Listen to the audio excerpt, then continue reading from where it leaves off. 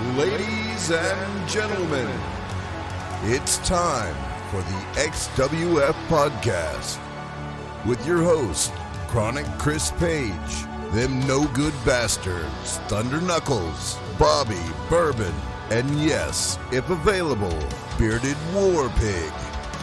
And the action starts now.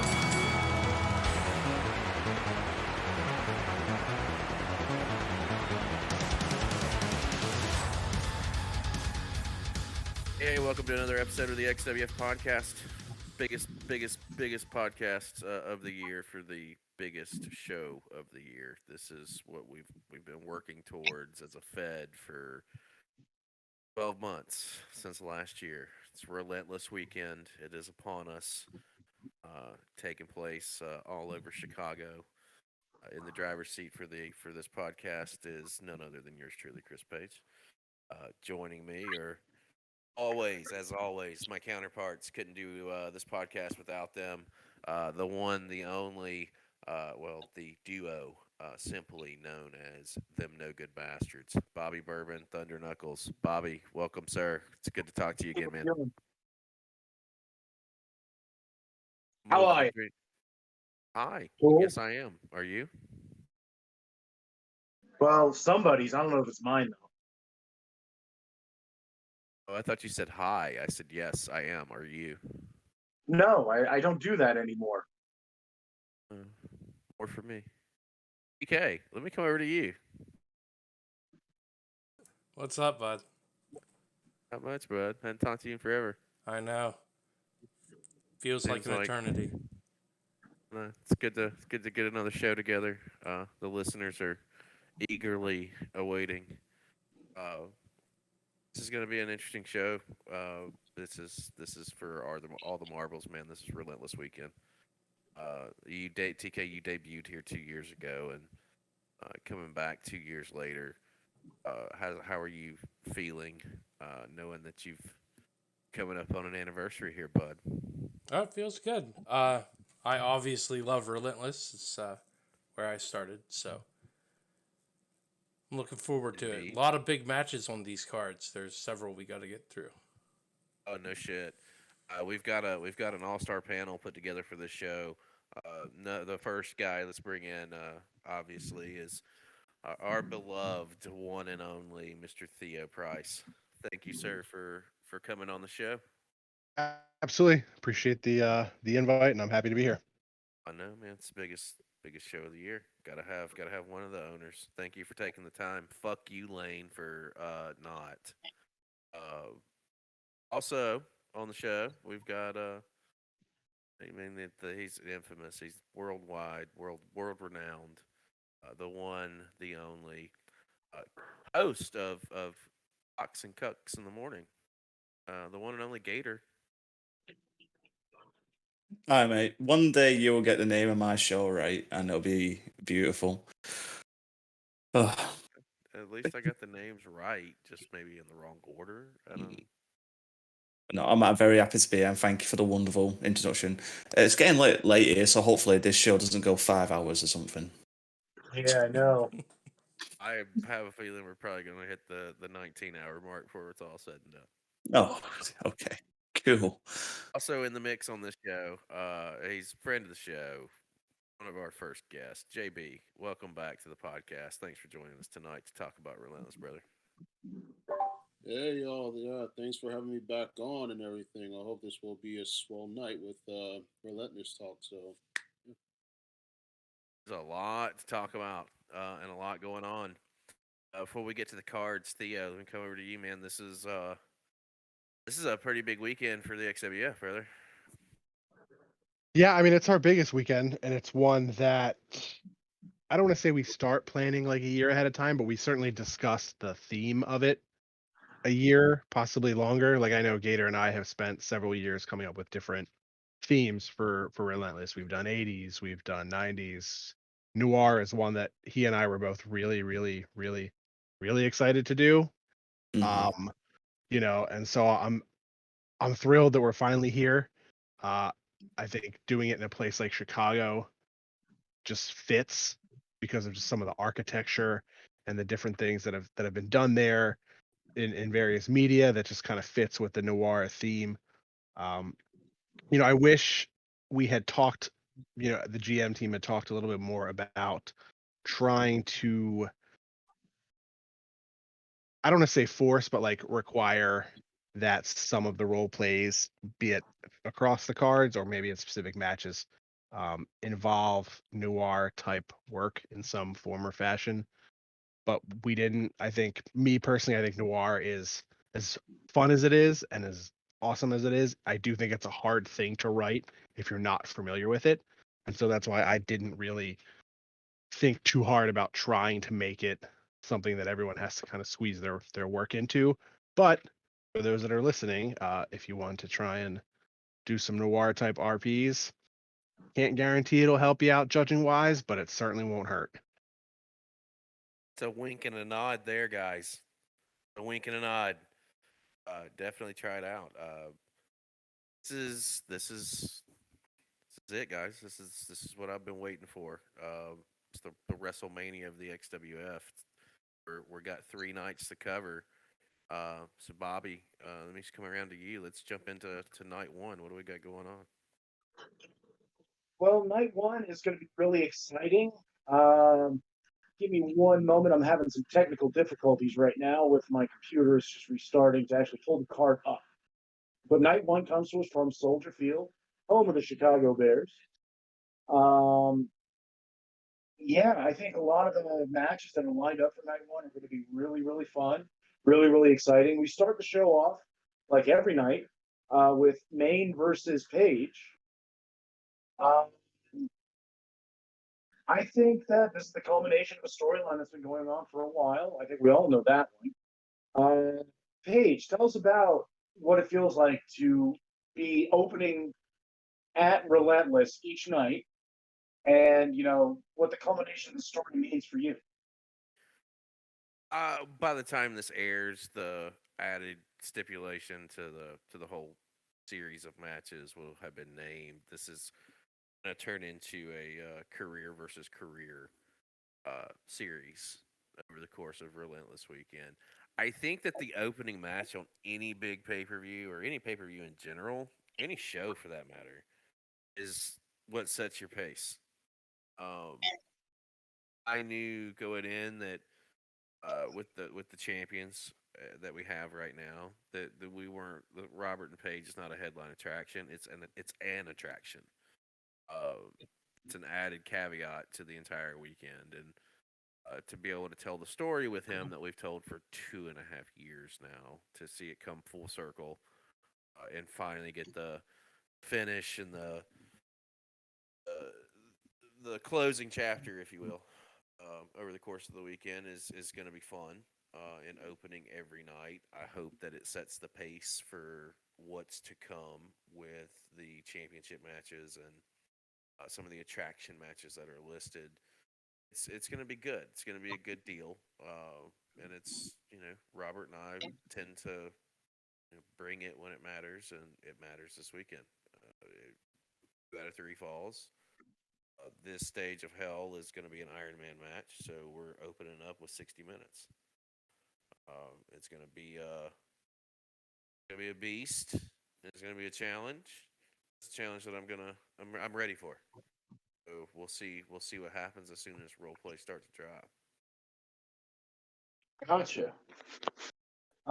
TK, what do you think about this storyline going in? I mean, it's been going on for a while, and we've heard Chris talk about this story for a while.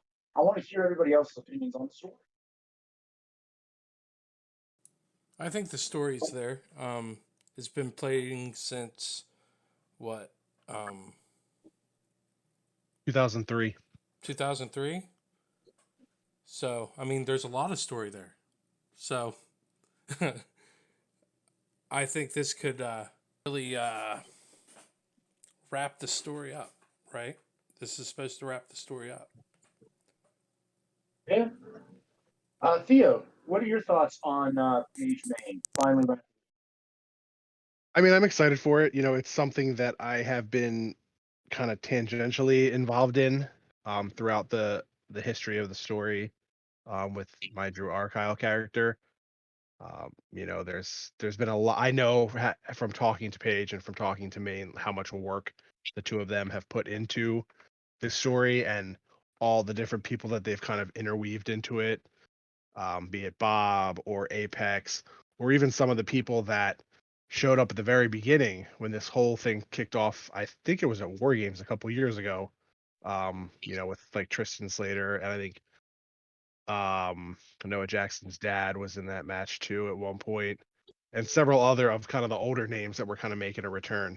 I mean, this goes back several years, and it's involved a good number of people in this Fed, and so to see it coming to what we believe to be the culmination here on the biggest event of the year, I think is pretty awesome, and I'm glad that they have been able to work to this point. I have no doubt that the work that they put into it is going to be fantastic. The match, as it's written over the course of 3 days, is going to be really entertaining and really fun to read. And I'm looking forward to seeing how they cap this off, because it's probably the longest continual storyline that I've ever seen, at least in my time in this Fed, and I think in any Fed that I've ever been in. JB, what do you think about the match? What do I think about this match? All right, I'm gonna keep this very brief. So, the story between these two men have been established for such a long period of time. Hell, 2019 was like their time when they started really kicking it to high gear and bringing everybody involved within their stories and all that. That accumulates into 3 matches. To be quite honest, I honestly think this match will set what the pace should be like from these nights going in my opinion. You got Paige, you got Maine, you got 2 guys who are willing to pull the trigger, so to speak, and just let the massacre happen across 3 different arenas on 3 different days. So I'm looking forward to this match between the 3 of them. Pretty good assessment right there. Just looking who else is on right now. Okay, what do you think about the Paige and Maine storyline? I'm happy it's ending because fuck Chris Page. I'm joking. No, I think it's a great blow off, and it's been an amazing storyline, and to have it end, if it does end at Relentless, is a brilliant idea, and it's just going to be like a good series of matches, and I think it's very smart to have what each stage of hell on each show. I think it's a chef kiss idea. Real quick before we go any further, because I meant to say this earlier, with it taking the stipulations being taken across all 3 nights, I gotta throw credit to where that really belongs to, and I think that was a Bobby and TK thing. That they were talking about an angle, if it would have gotten hot enough that it would have warranted that. So that's kind of stipulation. That credit goes there. So Bobby and TK, thank you for that. Thank you. I needed my balls juggled right there because that was my idea, and you assholes stole it. So no. I'm glad the idea is getting used because I thought it was a novel idea for it to happen. It's something that can only happen at Relentless. So yeah, let's make it happen, and it's happening. So cool. I'm glad to see it in play. So that's going to bring us to match number 2. Your favorite and mine, Centurion versus your favorite and mine, God of Death, in a Raw brutality match. So, Theo, could you describe to us what a Raw brutality match is?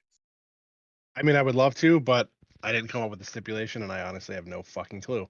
Okay. So, I mean, I'm assuming it's kind of like an anything goes kind of extreme I rules can where they're tell just you gonna. what that stipulation is. I'm sorry. But he didn't ask you, Chris Page. Okay, he asked me.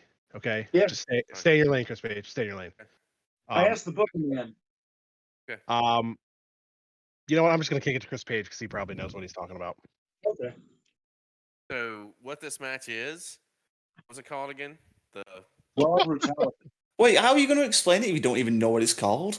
He just Because wanted to it's super stomp on my simple. nuts. Yeah, he did. Listen, it's super simple. The match concept is the law of brutality. Is that what that was? Let me just pull it up and look at it because it Raw just to me it brutality. relates. Raw Raw brutality. brutality is sitting through a Centurion promo. That is your match stipulation. You're welcome. Thank There you. Okay. you go. Here all Damn. week. Damn. So first you steal Savage. my stipulation idea, now you steal GK's whole material of making fun of Cinch. I see how it goes. I see how it goes. So I think, I don't know what the snip is. I'm not too familiar with God of Death, but I'm sure that we're gonna learn as these guys, put out material. Scent definitely is a writer. We'll find out about God of Death, and we'll find out what this match stipulation is probably at the show. Gator, do you have any guesses? Okay, I think that's what we should do. Let's have guesses at what a Raw Brutality match is. And I'll let you guys go first, and then I'll make my pick for what I think a Raw Brutality match is. So, Gator, what is a Raw Brutality match? Okay. The only thing I can think of is that because Centurion comes from a bygone era, and he's old as fuck, is that it's raw brutality is kind of like the old English way of saying Extreme Rules. Like it's like a Shakespearean twist on it. So, just it's gonna like bales of hay and wooden chairs and shit like that. But it doesn't really matter anyway, because this is just a lead into the main event of the night, which is match 3 anyway. So who cares about this match? All right, TK, what do you feel a Raw Brutality match consists of? I think Gator nailed it on the head on that one. It's just the Extreme Rules just fancied up a bit. All right, JB, what do you feel is a Raw Brutality match?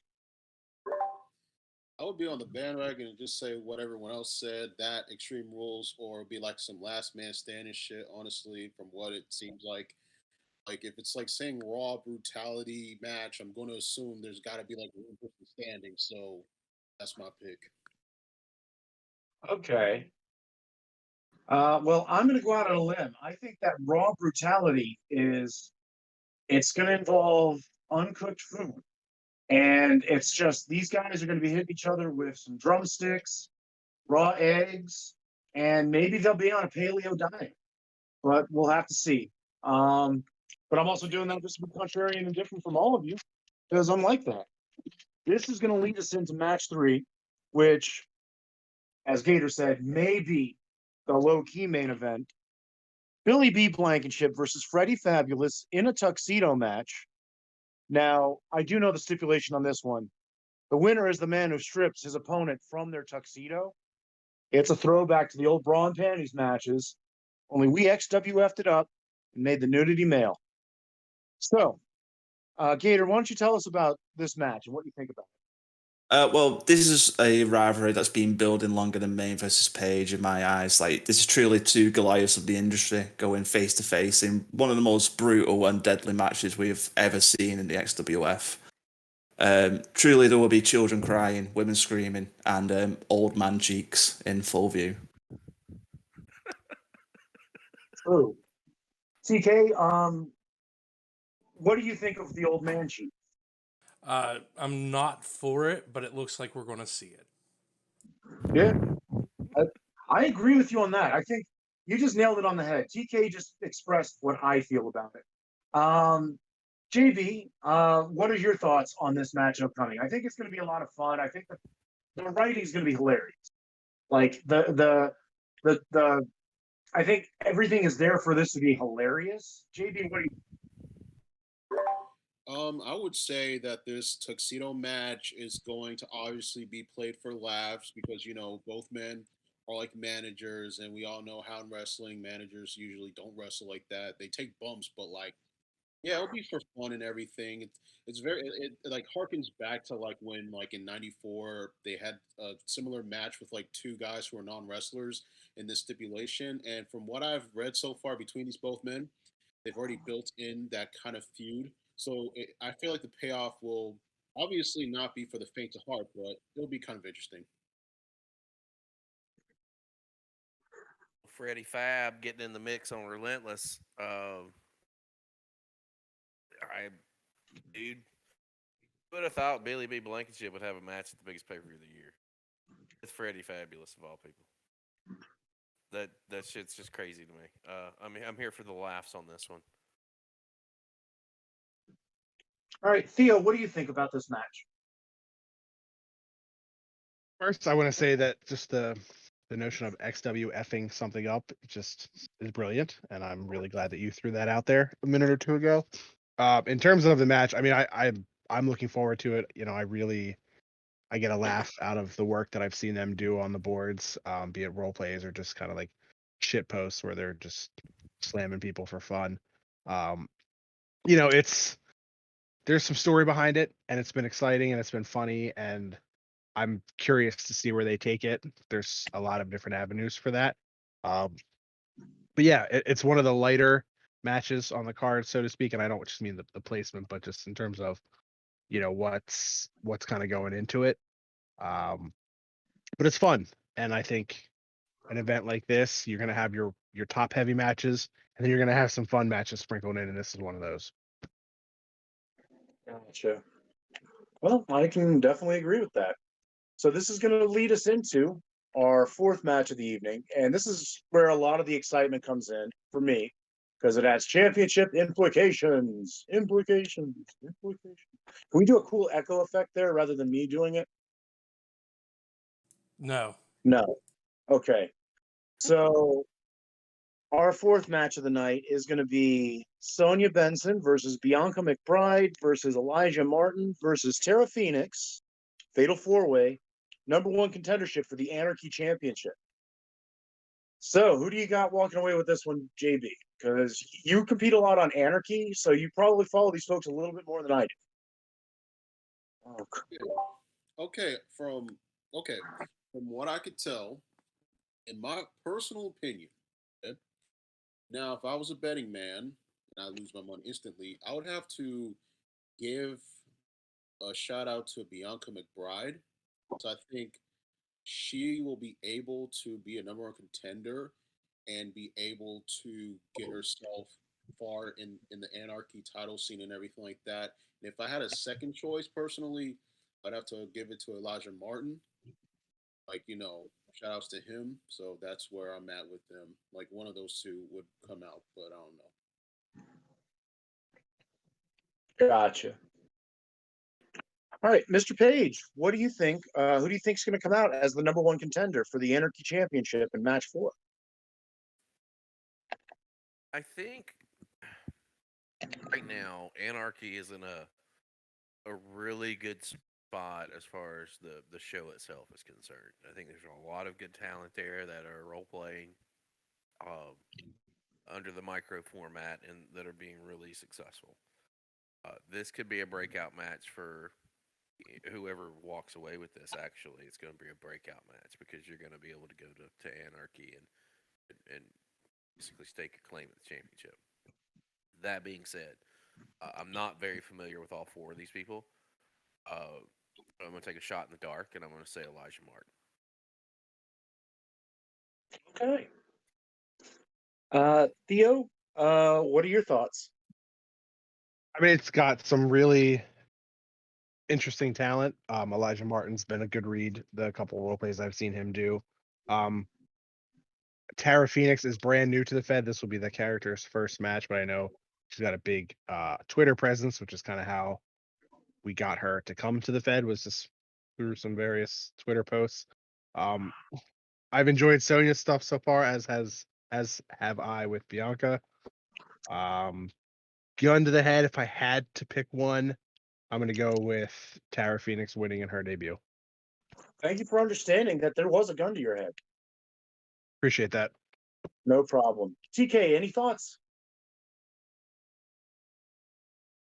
Yeah. I think it should be a very entertaining match to read everything coming out for it, and the match itself should be pretty decent.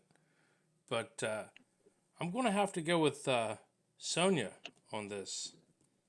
It's who I'm taking. Which we need to go back through actually and pick who we're going to have win, because we haven't been doing that. Oh, okay. Well, match 1, I'm going with You know what? I think that since it's best 2 out of 3 falls, I'm just going to pick Chaos in Maine once we get to it on night 3. Oh yeah, Chaos in Maine. No, Page in Maine. Sorry. Oh, okay. Just making That's a sure. slam if I've ever heard one. And then so Centurion versus God of Death. Let's go ahead. Who do you got, TK?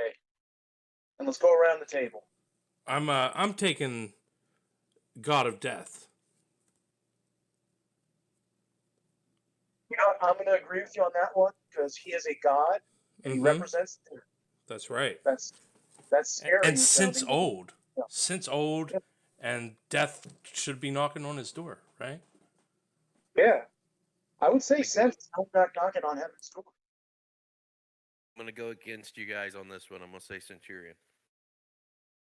All right. Also, as a bonus, I think figuring out what the hell a brutality match is, that should also count. I'm calling a tape fest match. All right. Are we allowed to Theo to make picks because he's in charge? He shouldn't be able to make picks, right? Okay. JB, who do you got? I'll put 5 on center on. I feel like he'll survive death. All right. Gator, who do you got? Oh, God of Death, easy. Fuck Centurion. Thank you. All right. So, and we got to get the picks in on the match too. Blankenship versus Freddie Fabulous. I'm going to go with Blankenship. Cause. Just cause. Well, I'm going to go against the grain and say Freddie Fabulous. Oh, okay. Gator, what do you think? I'm going to go with my future tag partner and say Freddie Fabulous. Good. JB? Blankenship. Billy B. Blankenship. So this leads us to match number 5. Whoever we picked, match number 4 versus Oswald. So I think that since we all kind of differed on who is going to win the number 1 contendership for the Anarchy Championship, does Oswald walk out of Relentless still the Anarchy champ? TK. Well, Ozzy's been putting in a lot of good work, and I am not going to sit here and not say Ozzy right now. I think if he puts in the work he's been putting in, that he could very easily walk out still the champion. All right. Mr. Page, does Ozzy walk out still the Anarchy champ? I think that Ozzy's been putting up some of the best work that I've seen of him over the last couple of years since I've been back in the Fed. I think it started with right before War Games. I don't know what happened. I don't know if somebody kicked him in the ass or motivated him. But he's put out some really good stuff for Anarchy as well as for War Games and moving forward. That being said, it's hard for me to go against Ozzy right now because to me he's a sentimental favorite, and I think that he continues. I think he retains here. All right. Gator, your call? Sorry, I think I might need to correct you on something as well. You said like the Fatal 4-Way. It's the gauntlet match on First Night Anarchy on the 16th. It's Ozzy. I'm pretty sure. Even though I don't know what Anarchy is and never watched it in my life. But How it says Fatal 4-Way. on the card for me, it says winner of the gauntlet match for me on the card. There could be a gauntlet match. I mean, there could be several matches that we're just not aware of. Sure. I stand to be corrected. Yeah, we all stand to be corrected. If it is the gauntlet match on First Night Anarchy, if I'm thinking that one, I think so. That match is Latina Submission Machina, Miss Fury, Ruby, Tommy Wish, and John Cadis, and I think it's going to be either between Miss Fury or Ruby to go face Ozzy. And if it's Fury, I think Ozzy's going to lay down for her. And if it's Ruby, I do think Ruby's going to pull the win against Ozzy. Gotcha. I myself, I'm gonna say I'm picking Ozzy. That dude he's our bro. You know, he is definitely a friend of me and TK and of Bob. I'm not gonna pick against him. Um, I'm gonna take a stand. You know, he brought up who kicked him in the ass before War Games. We didn't kick him in the ass. We just reminded him who's he's with. You know, he's in good company with us, and ever since he's had that mindset, he's been on a tear. You know, just that little boost of confidence has gone a long way. And so I'm going with Ozzy because I think he's still got more things to prove and more stories to tell. So this will, of course, bring us to the next match. We have Sebastian Duke versus John Samuels in a throwback to when I first joined the Fed. This is a grudge match. No holds barred. Weapons allowed. The winner gets bragging rights over the loser for all eternity. 2 RPs, no word limit. Theo, you have a more intimate knowledge about who John Samuels is than maybe some of the other people here. Could you go over just the history of John Samuels? Yeah. Since you Yeah. So Samuels he's somebody who joined before I got here. And he was known as the senator back then, just this rich white Republican guy from Texas who talked a lot of shit and had a John Bradshaw pick base. And then at some point he kind of hooked up with my character, Theo, John Madison, and then later Doc as the Kings. And in the process of doing that, he went from a rich white guy to a not as rich black guy with a pick base of Idris Elba and just kind of kept doing his thing, but from a completely different vantage point. The character, he's probably one of those guys who writes some of the funniest trash talk you'll ever read. Like there are some guys out there that write really like biting and hard hitting trash talk that makes you want to like hate yourself as you're reading it if you're their opponent. Whereas John Samuels, his stuff just makes you laugh the entire time. And he does it without actually reading his opponent's work because he doesn't want to kind of he doesn't want it to direct how he writes. He just goes in there and just types. It's kind of crazy how he does it. I wish I had that kind of talent, but I don't. So anything he's ever written usually just it makes me laugh. And I know him and Duke go back a ways, not in character, but out of character. I know they talked a lot and were just always on good terms. And I know John Samuel's character was all affiliated with Paul Heyman, I believe, back in the day on the Madness show, and I think this all happened kind of before I got there. So they've always had kind of a working relationship. Samuels had messaged me and Lane a couple weeks back and was like, I want to do just a one-off match. Who's available? Threw some names out there, and he had immediately was like, Duke. I want Duke, and I'm like, all right, well, I know Thad Duke's got a program working with Mark Flynn. He's not going to be available, but Thad being Thad, since he worked 3 different matches last Relentless, said, hey, hit up Thad, see what he says. And in talking, the two of them, went back and forth, and Thad came up with, well, here, I'll throw Sebastian Duke at you, since that one actually makes sense. There's some history there. So that's kind of how we got here. They worked it out themselves. The role play steps, the match steps, all that stuff. So as a fan of both characters, I'm really excited to see it. As someone whose character is very closely affiliated with Sebastian Duke and John Samuels, I'm very curious to see how that kind of plays into things. But yeah, it's an exciting match that I don't think anybody was expecting to see. It's going to happen pretty quickly, and for those that are familiar with those writers, I think they're going to be really excited to see what happens. All right, that's a full assessment. So on that note, Mr. Page, who do you got in this match? I think this is another attraction. It's both legendary figures within the history of the XWF. I'm not too familiar with John Samuel's work, and I'm not really familiar with Sebastian Duke. I mean, I'm familiar with that, obviously, but I don't know, man. This is a pick 'em me. I don't see Sebastian taking this match to lose.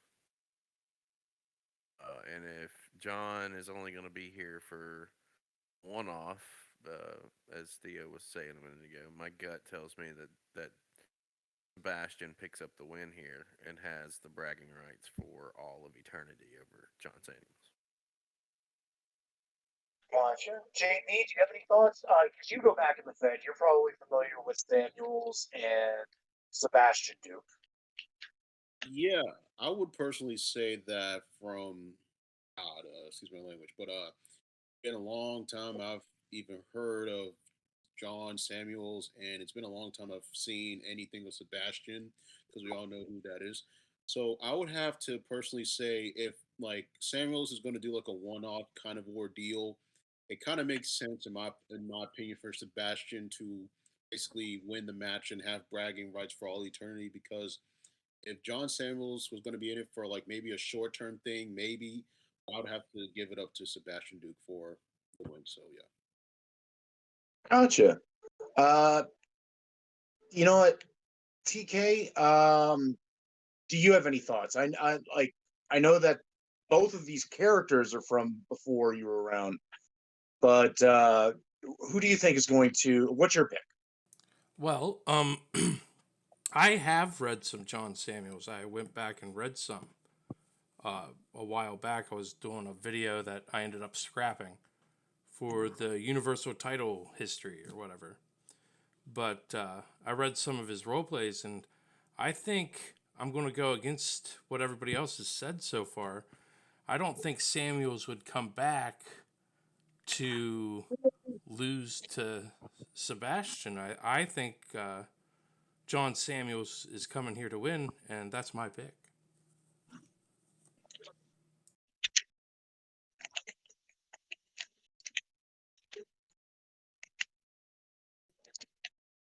And it's a damn good pick because everyone is quiet. Yeah, that's true. You quieted the entire crowd with your pick. I'm gonna go ahead and say I'm agreeing with you. I'm gonna go Samuels. I don't think he came back just to lose.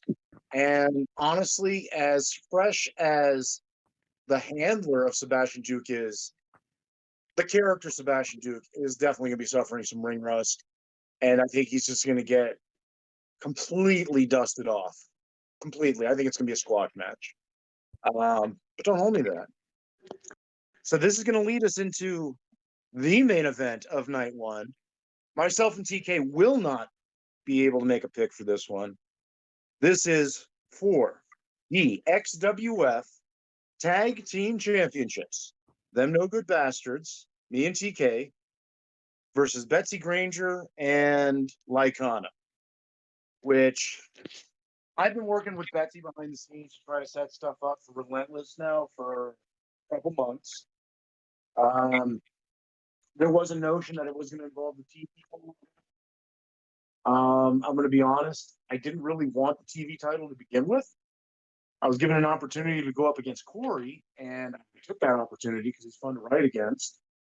And then just maintaining the schedule and everything that I have going on, IRL to be a double champion within the Fed was just too hectic. So I did wind up losing the TV title, but I'm still doing something with Betsy. By the time this comes out, Betsy and Bourbon will have had their match at Warfare. So we'll see if Bourbon's unmasked or not. But Mr. Page, why don't you tell us what you think about this match? I think so with all the championships, every champion wants to headline a night of Relentless, and I do think that right picks were made for championship matches for this specific night. this particular match sets the stage for all the other main events, much like the opening match sets the stage for the entire show, right? So, uh, all other championship matches are going to have to follow what Betsy Granger Lacana can put up against them no good bastards. The story with Betsy and Bobby has really been fun to watch play out and see angles that you guys have taken to get to this point. Um, with me, this is what it's going to come down to. Uh, and it's not a knock on the challengers, but in any way, shape, or form. I don't think anyone right now can beat the Bastards when the Bastards are on their game. And that's not just because you're my co-host. It's not because you're the champions. It's a fucking fact, and I'm not the only person that feels that way. I think that anybody that goes up against Bastards right now uh, are fighting an uphill battle. Um, that being said, to bottom line my prediction, this is an electrified steel cage. I do not think that Betsy and Lacana are going to be able to put it together. I could be wrong, but I think that the Bastards continue on as tag team champions, and I think I believe that the Bastards have got to be coming close to Cataclysm's reign as tag champions. You got to be within a pay per view. Um, so what's to stop the Bastards from overtaking that and then moving forward and becoming the longest reigning tag champions of the modern era? Nothing. So this tag match is critical for the Bastards in my eyes on that front because a win here solidifies probably the longest reign that we'll see in a very long time when it does end, if it ends. Bastards to retain. All right. JB, your call.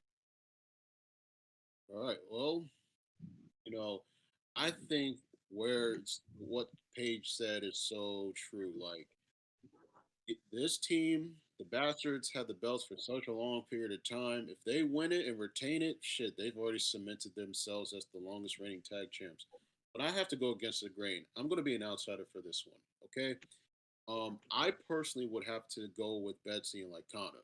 Now, yes, the whole mystery partner angle kind of got spoiled, so to speak. And yeah, the idea of seeing two random partners against an already established team seems kind of like, wait, what? But I would have to go in the left field and say that even if Betsy and Lycana can't get the titles, and especially with the cage being all electrified to hell, hey, I would have to say that they will go the distance with the Bastards. So I'd have to personally say that's in my top. All right. Gator, your thoughts. Um, well, as JB said, I just want to say because the whole thing got spoiled. My bad. That was my fault. Um, like Paige said, it's hard to knock off the Bastards. Like, you're not sucking your dicks like live on a podcast again, but you are one of, if not the best tag teams I've seen here, and I think it's going to be so tough to like overcome your guys' teamwork. Like Betsy and like Anna, they're amazing writers, like in their own right, but you guys have worked together so long, it's just going to be really tough for them to get that win. But saying that, you've had the tag title for so long, like, and looking at it like a storyline kind of thing, like Relentless would be like the biggest upset, and it'll make like the biggest impact to see them go over. And also going from that point, you also got to think, oh, if Betsy and like Anna are tag team champions, what's going to happen with Marth and like Anna? And that can like spew some good stuff off. So from a storyline, it'd be nice to see Betsy and like Anna win, but I do think it's going to be the Bastards that win. All right. Uh, so I think that's everybody that can comment on it. TK, do you have any thoughts this match going in? Because we're involved in it. I'll kind of give my opinion a little bit. but your opinion is definitely keyed here as well. How bad do you look forward to beating the crap out of these two? Oh man, I just cannot wait. Betsy, I'm coming for your face. Uh, just joking around. It'll be fun. I know both writers are going to bring it to us, so I'm just looking forward to everything. But I do want to know what Theo thinks of the match as a whole. He doesn't have to give us a like prediction. Before we go to Theo, I just want to say, it is relentless. This is like the biggest start of the year, and I'm thrilled with the competition we're getting for the tag championship. Betsy and Lycana are some of the finest talents in the Fed. All the credit in the world to them. This is main event. This is main event level talent that we're getting. So, all right, Mr. Price, what do you think of the match? I'm looking forward to it. I think it's going to be very interesting to see what Betsy and Lycana can do together. They've certainly faced each other a bunch of times. This is the first time that I can think of where they're on the same side.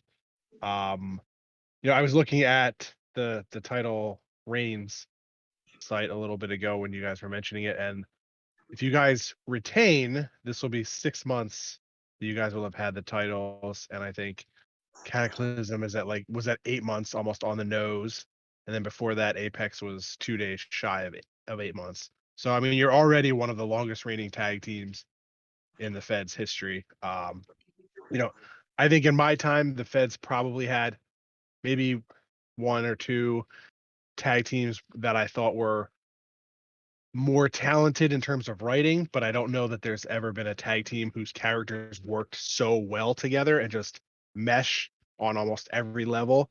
I certainly enjoy reading your guys' work more than probably any tag team that I've ever seen, just because it's just always kind of entertaining, and that's my sweet spot is the comedy stuff. So, you know, I've enjoyed all of your title defenses. I think this one may end up being your toughest one yet because Betsy and Lycana can both bring it at a very high level. I'm not offering predictions, but I think it's going to definitely be one of the, as a judge, I'm expecting it to be one of the hardest matches to judge in this event. Okay, so I guess that wraps up night one. And again, echo what Theo said and what others have said. I do look forward to this match. All the love in the world to Betsy and to Lycana, but I hope you do not win. This will take us over to night two. Mr. Knuckles, would you like to start leading us off about night two? Of course, I will. Night 2, we are coming to you from the guaranteed rate field. Looks like a baseball field, so that's cool. Home of the White Sox. Home of the White Sox. Match 1, we have Chronic Chris Page versus Robert Maine. Second stage of hell, best of 3. Just like we did in the first match, it's going to be a drag them out, right? Culmination of the story. The only thing here is just so everyone's kind of clear, what Rob and I are doing is whoever wins night one will name the stipulation for night two, and if there's a need for a night three in character, there's not. I'm just telling you now, Robert's fucked. Out of character, if there's need for a night three, whoever wins night two will name night three stipulation. So um, same general concept. The story's just progressing into second night of Relentless. And you're naming those in the results. You're not doing it in role plays ahead of time, where it's like In the Paige correct. announces what the stip would be. Okay. Yeah, hypothetical. If Robert goes over in night one, well, later on in night one, there's a segment that will name the stipulation for night two. Same thing, Exciting. hypothetical. If I go over in night two, I'll do a segment naming night three stipulation. But I'm telling you, there's not going to be a night three because I'm taking him two straight. Those are bold, bold words, sir. Bold. So yeah. Well, we won't make any predictions for this match. We'll just make a prediction as a whole because we didn't do it on the first one, and I think that's the best way to do it. If only we had a judge here who could ensure 3 nights of that match. If only. If only.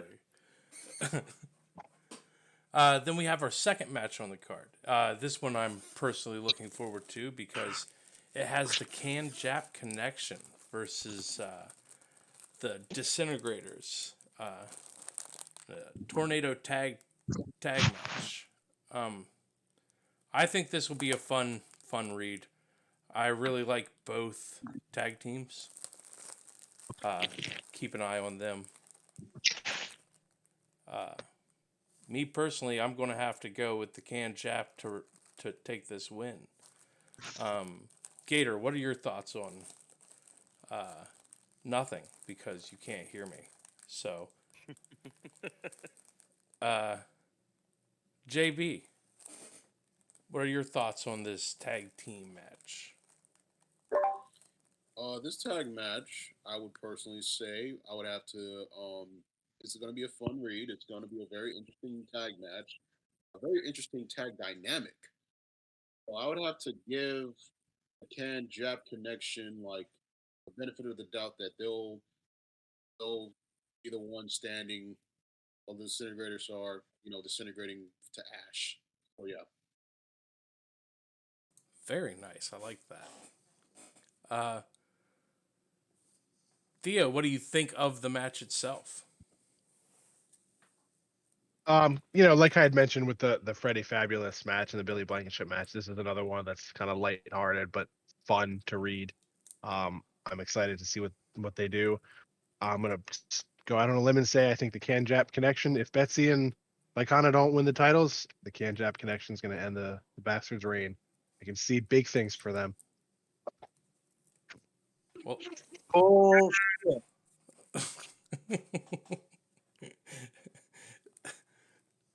well, everybody's entitled to their opinions, right? yeah.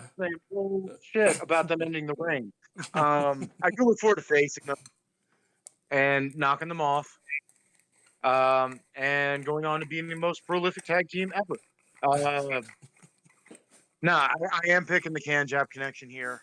The Disintegrators, they've been on a slide. They've hit a rough patch in their career, and they really haven't been picking up many W's in the old wins column. So I'm picking who I'm picking, and it's the Can Jap connection. And then I want that match to happen. I want those guys because I think spots involving Bourbon and Bourbon and Kyodai are going to be great because they're just two big fat guys just slamming into each other, and I think that's what we need more of in wrestling: are two ginormous fat men hitting each other. All right.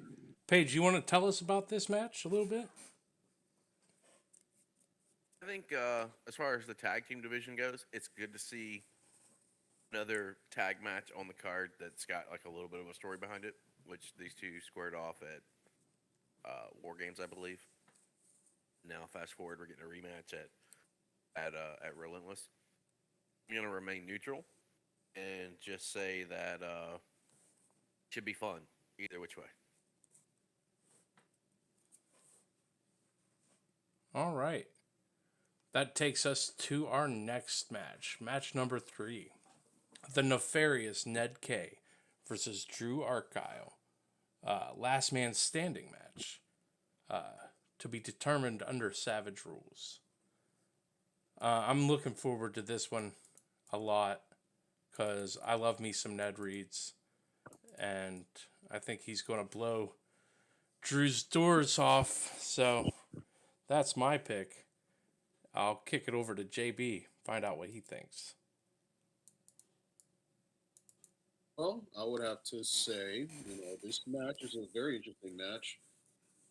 Seeing these two guys go at it is very in depth, and I feel like that I would have to give it to Ned. I feel like Drew will hold his own against someone like Ned, but I feel like Ned will be the last person standing in this whole match, so I'll go for Ned. Well, there's not an Amex card that can buy this win, I think. Theo, what do you think of the match itself? There's not an Amex card, but there is the guy who handles Drew, who happens to be the judge. I wonder what he could do. But I don't know. no, I mean, I'm excited. I'm excited for this just because Ned has a very specific story he wants to tell with this match. It's a continuation of how his character's evolved over the last couple months, and him and I were talking. I don't know, maybe a month or two ago, just kind of about where he wants to go with his character and what he's kind of doing. And he's like, here's what I want to do. I'm not sure how to get there. I don't know who I want my opponent to be. And I'm like, well, how about Drew? Like, not because I want to role play with him or be involved in Relentless in that way, but Drew's the kind of character where you can do just about I can do just about anything with him. I can roll with whatever. I can insert him into a storyline if it helps somebody else out. And in this case, Drew has a history with Ned. They were in Apex Prophecy together. They were pretty close for a while. So Ned came up with the idea of, well, let's start attacking different members of Apex and try and ultimately he wanted to face Robert, but Drew kind of steps in. Robert's obviously busy with Chris Page. Drew being kind of the ultimate friend, ultimate good guy that he is, stepped in and sees in Ned that something's not right with him, that there's something off. This isn't the Ned that he knew. This isn't the Ned that he, fought with, a year, 2 years ago, whatever it was. So for storyline purposes, I'm excited to see how this match plays out. I know kind of what I want to write going into it. I don't know what Ned wants to write. I know where he wants to go. I don't know how he's necessarily going to get there. But I'm very curious to see how he further evolves his character, and I'm excited to be part of that story. Awesome. Gator. Yeah, I'm. Oh, Oh, okay, sorry, Bobby. Would you like to go? Go ahead. Yeah, I have an opinion of the match. I am of the same opinion as you are. I am looking forward to seeing Ned blowing Drew. I think that might happen. Gator, what are your Yes, thoughts sir. on the nefarious Ned K versus Drew Argyle? It's a tough one because I'm deciding between my radio co-host and kind of my boss. I don't know. I think like Ned's being a bit like down on himself. Like he knows he hasn't been putting out the best work he is capable of. So I think this match is going to mean a lot to him, and I think we're going to see some really, really good stuff from Ned. And Drew Arco, I mean, like the handler. He's one of the worst in the business by far. Absolute piece of shit. Yeah, of course. Like, if you can't beat Drew Argyle in a match, then you don't really belong in the XWF at all, in my opinion. So definitely Ned for this one. I could not agree more. It's about time somebody said it. I know. See, this is why I host XWFM 99.9. I give the real opinions. I don't fucking pussyfoot around like you lads do. Nobody's pussyfooting around anything. This is the A show first and foremost. Yeah.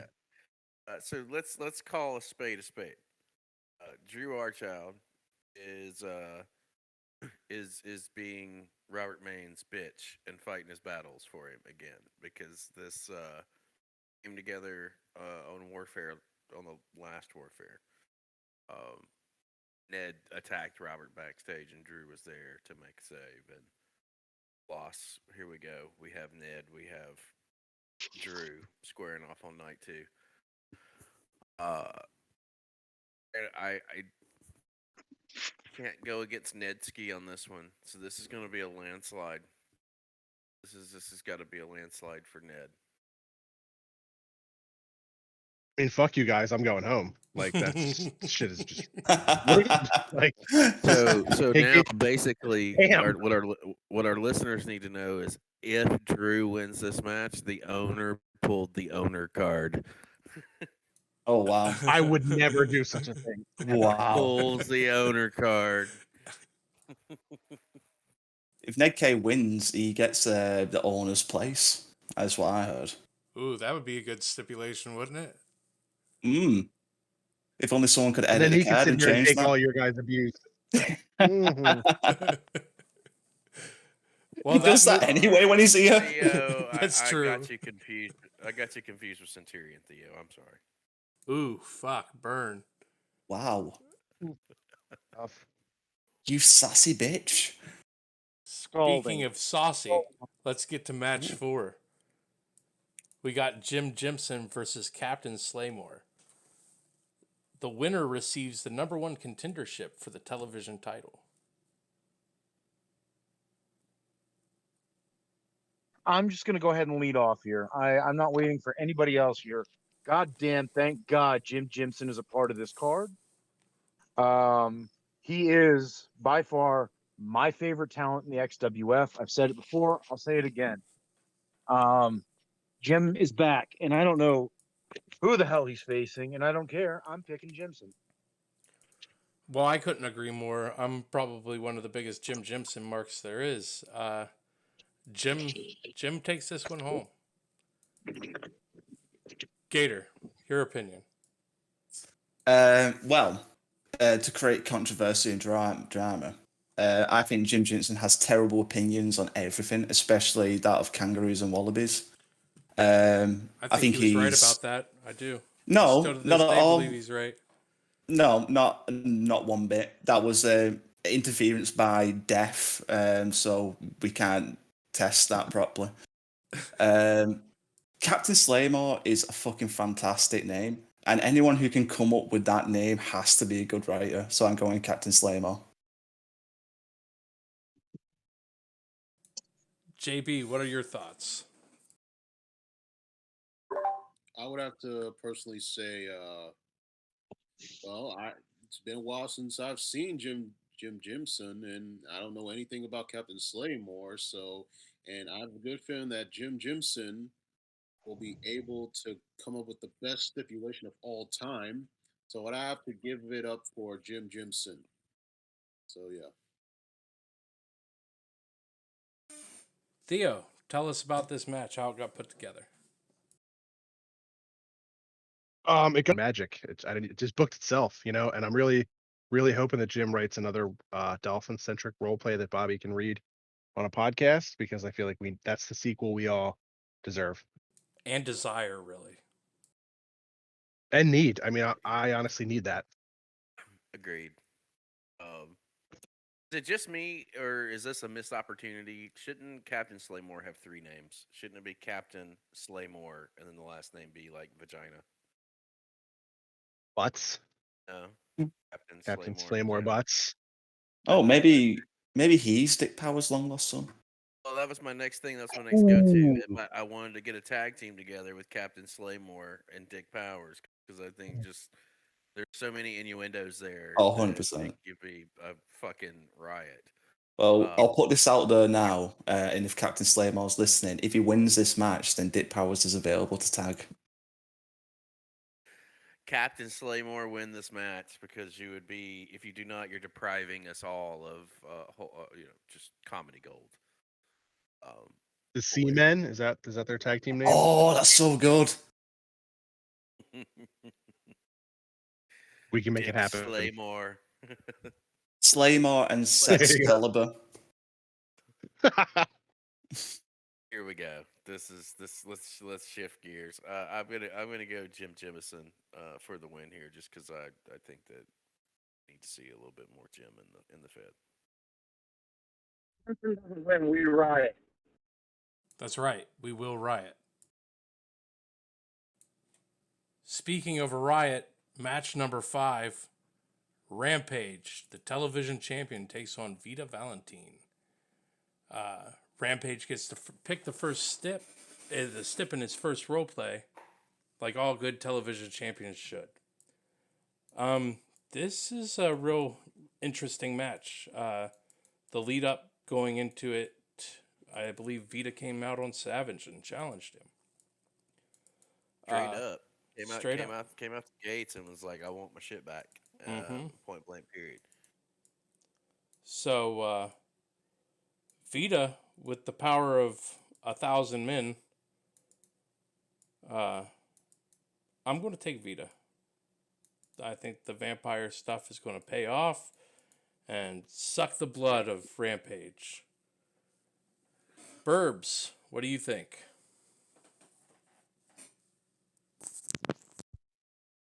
Fun read and entertaining read. Rampage did it before. Rampage will do it again, though.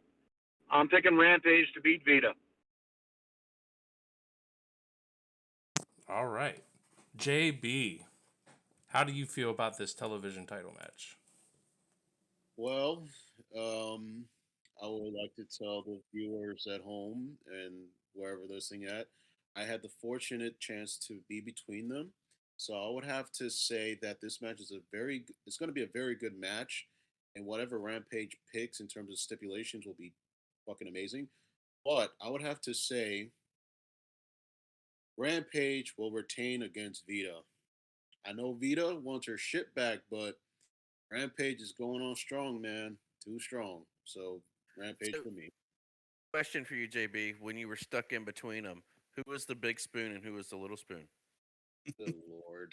I would say the big spoon was Rampage, the little spoon was Vita. There you go.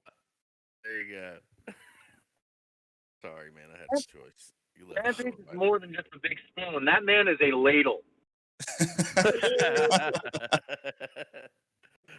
Bobby for the win on that one. I think that Rampage has come in. He came in about a month or so ago. Made a splash, obviously. He's got he wins the television championship on his second match in or some shit. Uh, Here he is, relentless, defending against Vita. I think that Vita's got a chip on her shoulder here. And I think that she's coming back with vengeance and not a Rampage. I think the guy's a tremendous writer. But I think that Vita is be on a mission, and I think she takes back the television championship. All right. Well, we're going to go to Gator for this, and then we'll hit up Theo, how everything took place here. So, Okay. Gator. Yes. Well, yeah. I mean, I love Vita's work, and she's a vampire now. So, as we found out before we recorded, I know she's busy mowing Doc's neighbour's grass. And as Theo Price will say in the future, this is like Count Dracula versus Frankenstein. But yeah, I'm going to go with Vita Valentine for this one. I think Rampage made a really big impact and he did a great job, but I think Vita wants it more at the moment. All right. Theo, how was this all put together, and what are your thoughts on the match itself? How was it all put together? Basically Vita was like, yeah, so I had the title, lost the title, wasn't able to RP, shit happened. Can I get a rematch? I'm like, yeah, sure, what the fuck? Why not? We don't typically, as a rule, grant automatic, rematches if you lose a title. But I know that Vita had some stuff going on in life and was unable to role play for that match. So I felt like, hey, we didn't get to see the showing that I know that handler is capable of delivering the first time around. So I know it can be a pretty even match when they're both doing what they're capable of. I've been impressed with Rampage's work so far, and so I'm excited to see what they can do in the rematch. I think it'll be a really good read. I'm enjoying Vampire Vita a little bit. So it should be fun. I'm excited to see if Rampage can keep the hot streak going, or if Vita, is motivated to take that title back. All right. Match number 6. We got JB. We got Atara. And it's for the number 1 contenders for the Extreme Championship. This is a real tough match for me to call. I'm going to lean towards Atara. She's talented, but so is JB. So, and I won't skip over JB. I'm going to go to him first. I know he can't make a pick, but what are your thoughts on the match itself, JB? Okay, I would like to say that this match this was when I first read the match, the card. When I saw his name against her again, I was like, to me, it harkens back to his internet title thing match he had with her, and I was thinking like, this is going to be a very interesting dynamic between these two characters. And then seeing his name up against her again, it's just like, but this time without the internet title and this being the Extreme Championship contendership. And we up and for those that aren't in the know, if you've seen any of her latest pin attempts against Jim for his title, let me tell you, it's some cinematic shit. So I would personally say that either way, wherever this match goes, is going to be a very interesting dynamic for them to go face off round two. So that's my opinion. All right. Gator, I'm going to come to you second here. What are your thoughts? Well, I'll keep it short and sweet. All the love in the world to JB, but Atara Themis is Noah's stepmom, and I love her work and I love her, so I'm gonna have to go with Atara. Short and sweet. Speaking of short and sweet, Chronic Chris Page, what you got brewing up in your head about this? It'd be interesting to see how this one plays out, see how it shakes.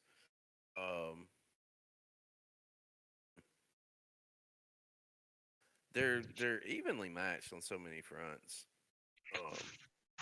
In all honesty, if Atara wants it, it's hers. If JB on his game, 100%, 100%, he could easily take it as well. I'm gonna go against the grain. I think it's Addie. I love her work. I think JB is in the right spot right now to possibly make something happen here. All right, Bobby. That leaves you Atara versus John Black. I think this match is going to be fun to read, but well, I'm going to have to say Atara. No offense to JB, but if that pushes you to like prove me wrong, cool. All right. Theo, your thoughts on the match? I think it's a very even match. When I was putting the cards together, I was, for the matches that hadn't kind of already booked themselves, I was looking for things that I thought would be tight matchups. I know that, kind of as JB had referenced, there's some history there between Atara and John Black, and I thought with Atara coming back, this would be a good spot to put her in. Let those two kind of lean on that history and see where it takes them. But I think they're both going to put up some good work, and I'm excited to read it. And now we have the main event of night 2 of Relentless. Jim Cadis versus Dolly Waters in a barbed wire death match for the Extreme Championship. I'm going to hold off on who I think is going to win. And I'm going to kick it over to Bobby.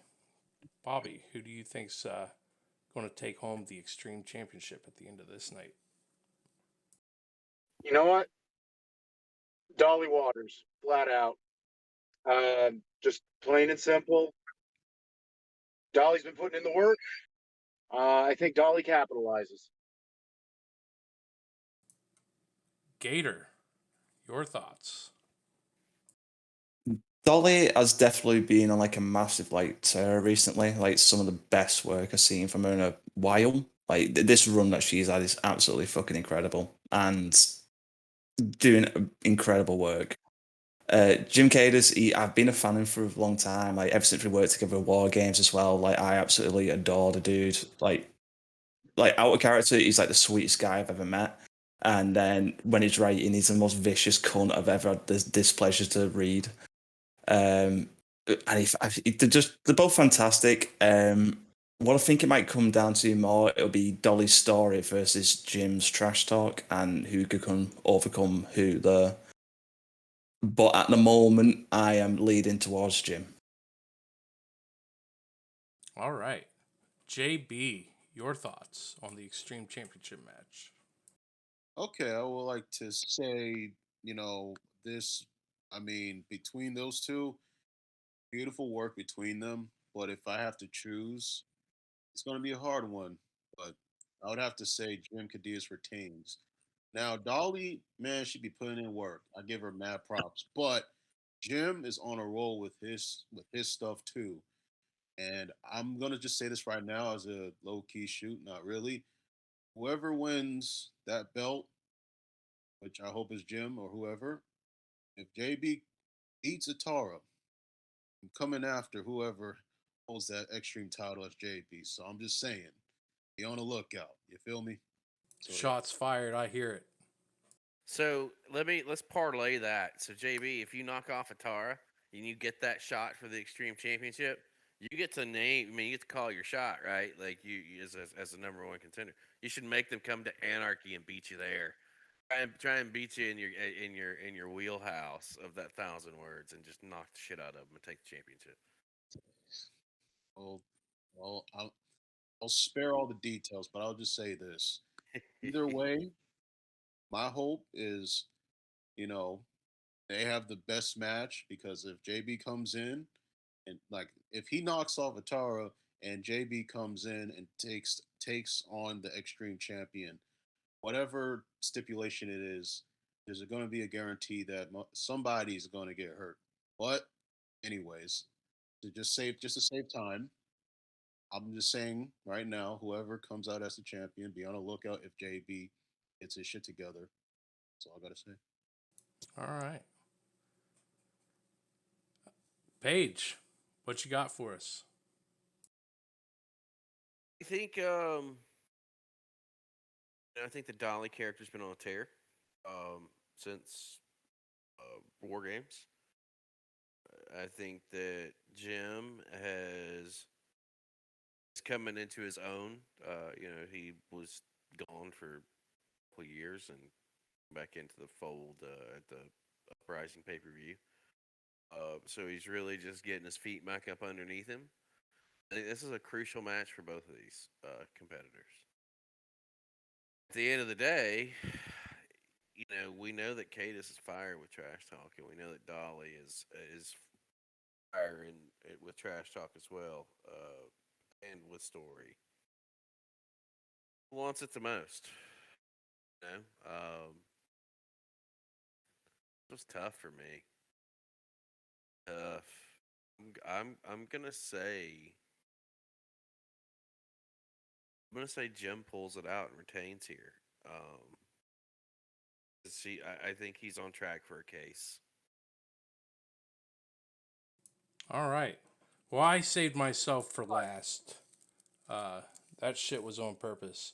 I didn't expect anybody to take Dolly, and for the most part, they haven't. And I'm going to take Dolly because I saw what Dolly could do in the Margarita Mixer over in OCW. And she clowned on a bunch of fools. And I think if somebody could give Jim a run for his money, it'll be Dolly. So I'm going to take Dolly to win here. Theo, what do you think about the match as a whole?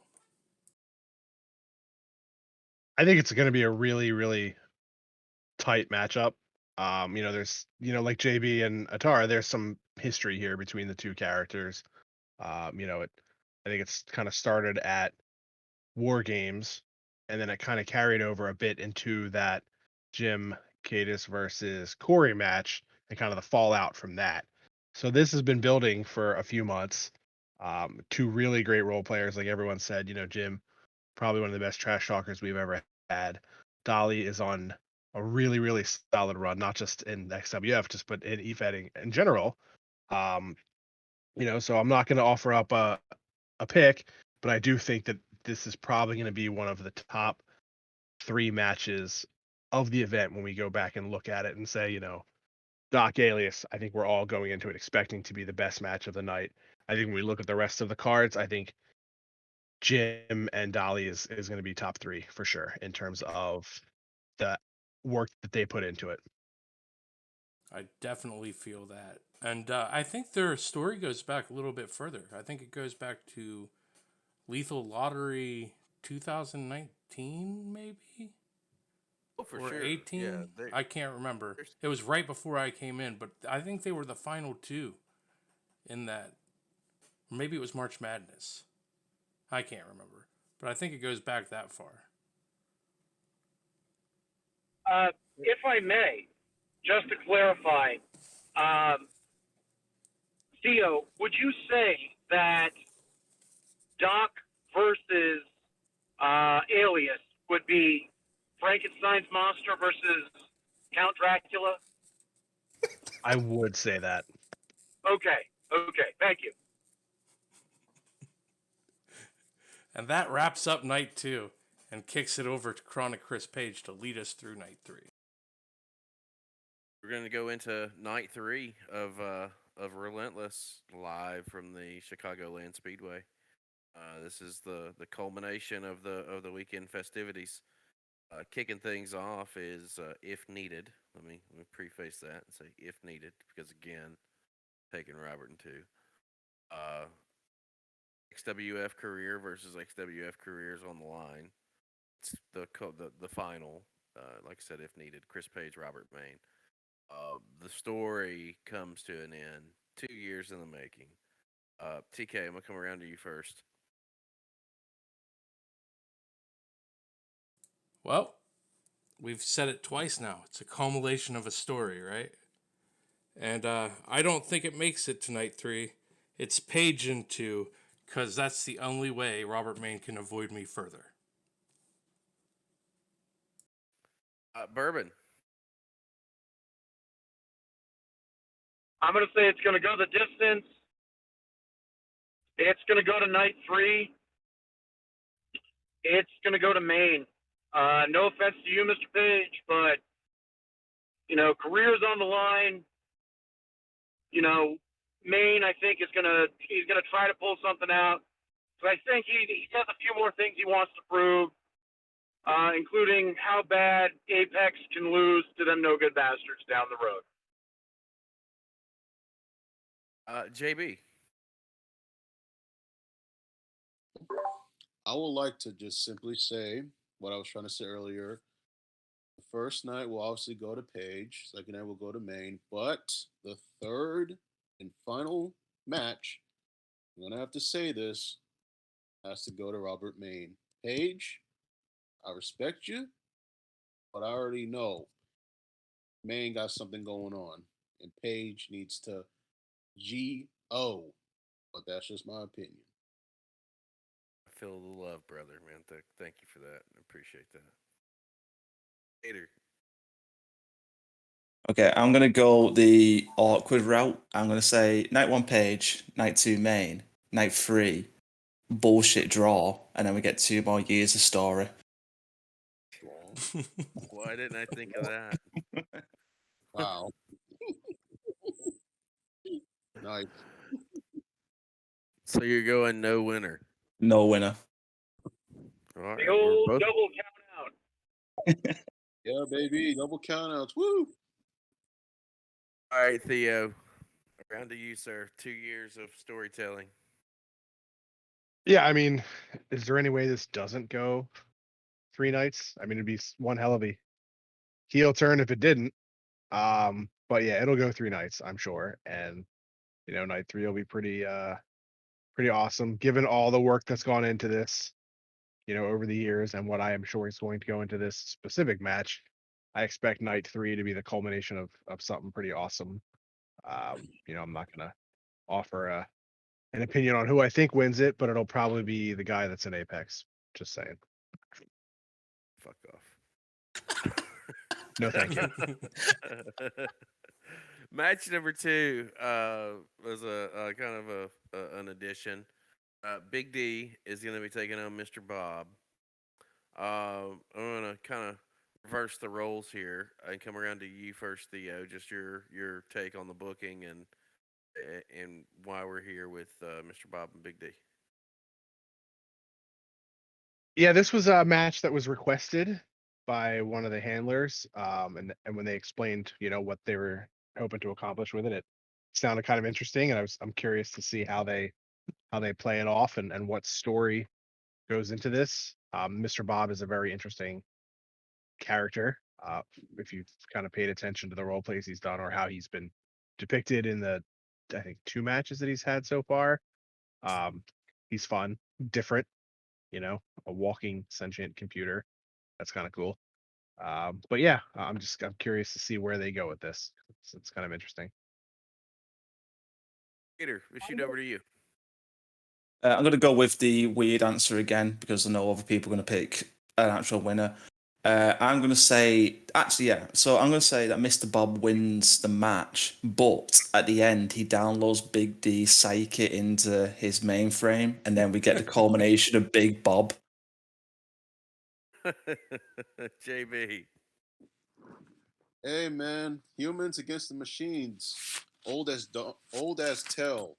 Old as time has been told with technology and humans. All I can say is that Big D will put one over Mr. B.O.B. But like what Gator said, maybe Mr. B.O.B. will download all of his mainframe chips, whatever floppy disks, and transform into big old Bob by the end of the night. Who knows? So I'll have to say Big D, but yeah. Urban. Point, I have to trust all unmodified com.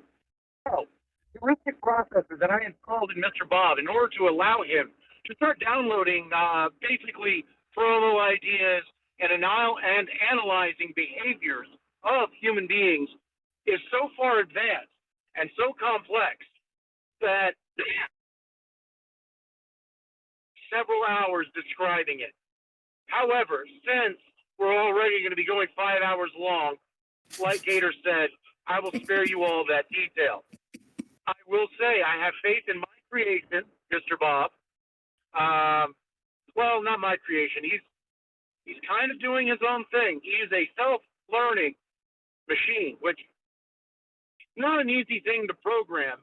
But I came up with it while sitting around eating a hot dog, and drinking a cup of coffee, and just lightning struck. And like here we are now. The parts were there. I'm gonna have to pick Mr. Bob because as Theo has gone over Frankenstein's monster versus Count Dracula before, I would definitely say this is my Frankenstein's monster going up against Big D's Count Chocula. And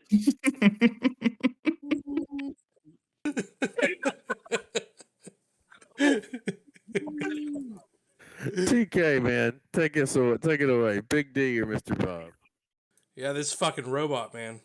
This fucking robot came back through time to try to kill me, so I'm gonna take Mr. Bob. That's gonna be unanimous here. I'm gonna go with Mr. Bob for the win. Which takes us into match number 3 for the $1 billion championship. You've got Latina Submission Machine taking on Terry Borden. JB, let me come over to you first for this one. I would like to say Latina Submission Machine will retain the $1 billion championship, but I would also like to give the benefit of the doubt to Terry. If Terry can beat the piss out of Latina Submission Machine in a speakeasy joint of all places, then if my alternate answer was in truth, I would have to say Terry. But for as of right now, Latina Submission Machine retains.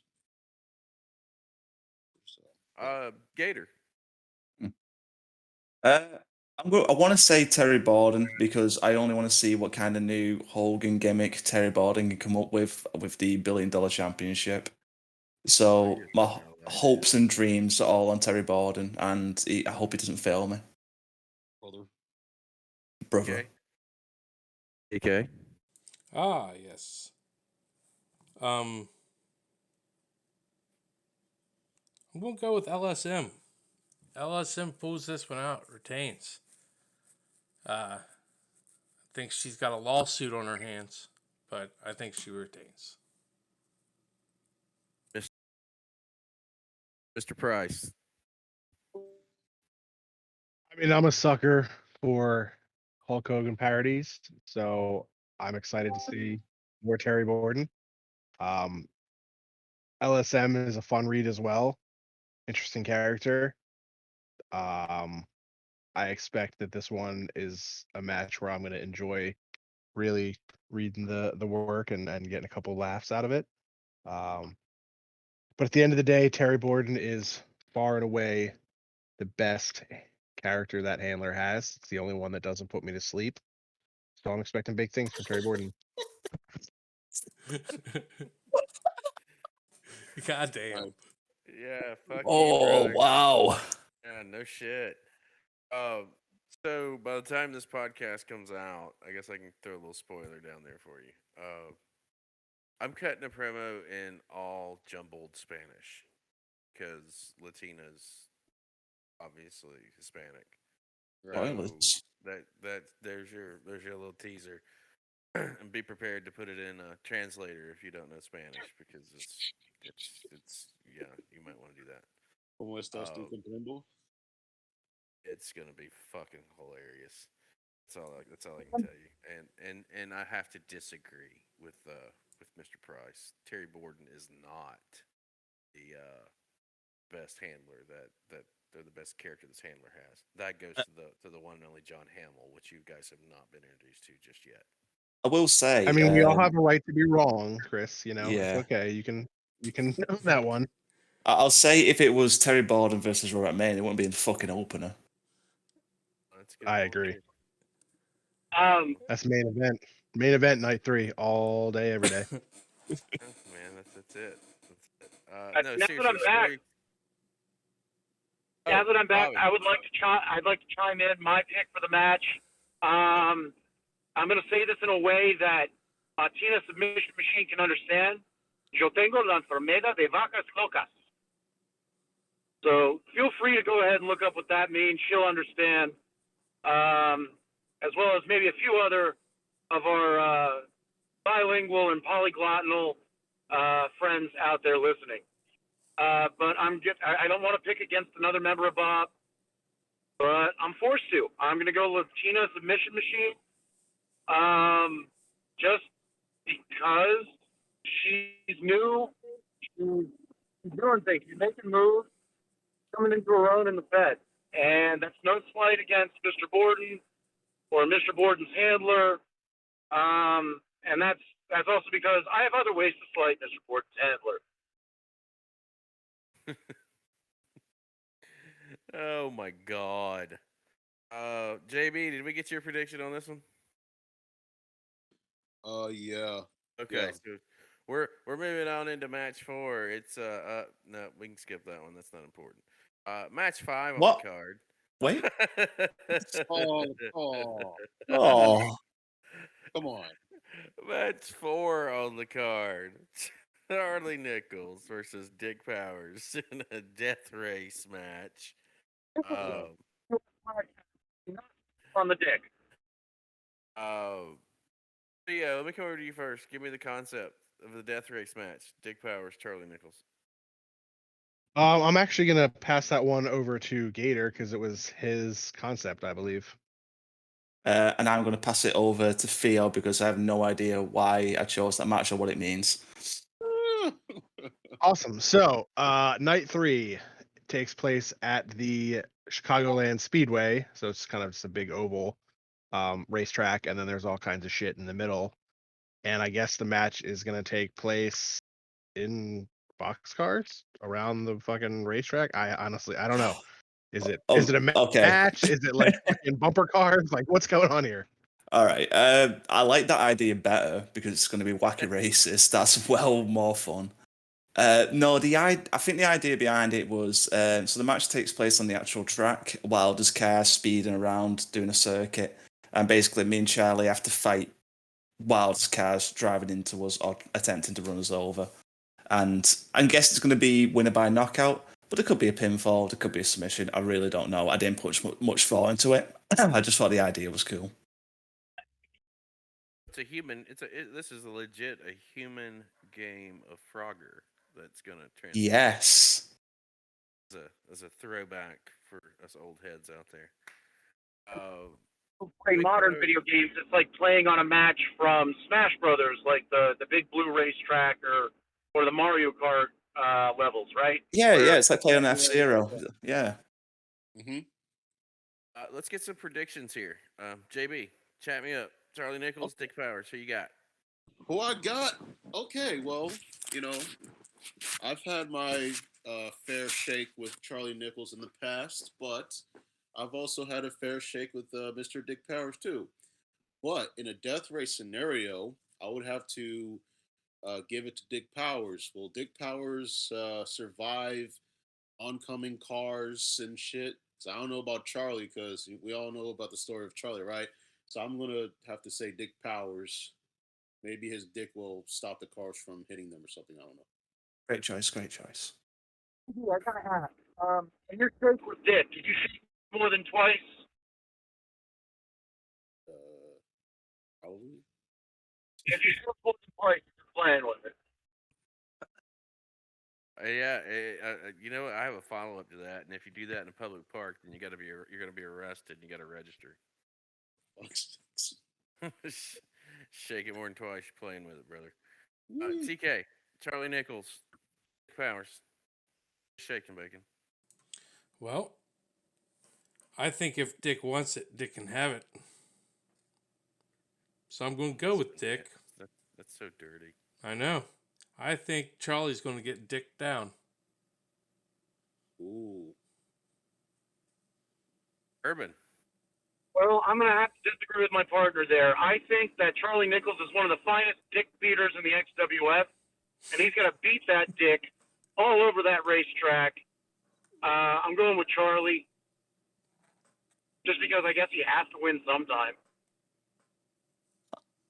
Oh, we're trying to go for a trophy here as far as predictions are concerned. So you gotta always predict what you think the logical outcome is going to be, and in this case, there's no greater power than Dick Powers. Don't steer us wrong here, Mr. Powers. Oh, I see what you did there. Nice. Oh yeah, crush old Nichols and win this death race. It's going to take us into match number 5. This is going to be number 1 contendership match for the Hart Championship. Talia Ariano is going to be taking on Marv here, guys. Title implications. Obviously, the winner of this is going to be next in line to either take on Ad or Flynn. TK, let's come around to you first, brother. I am going to take Marv. I think Marv's going to pick up the victory and face the winner of our next match. But we'll get to that later. I think Marv's kind of got a renewed sense of confidence coming out of War Games because he put up some really good stuff there. Ollie Bourbon, who you got? I like both Ryder. Great matchup. I'm definitely tickling Theo's balls on this one for booking this match.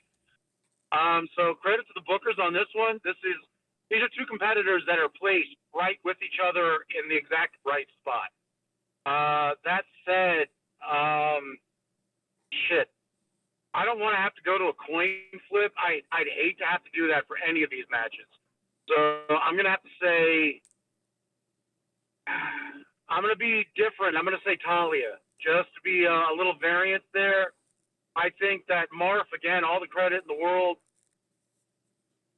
Yeah, I'm going with Talia Ariano to win and contend for the Hart Championship.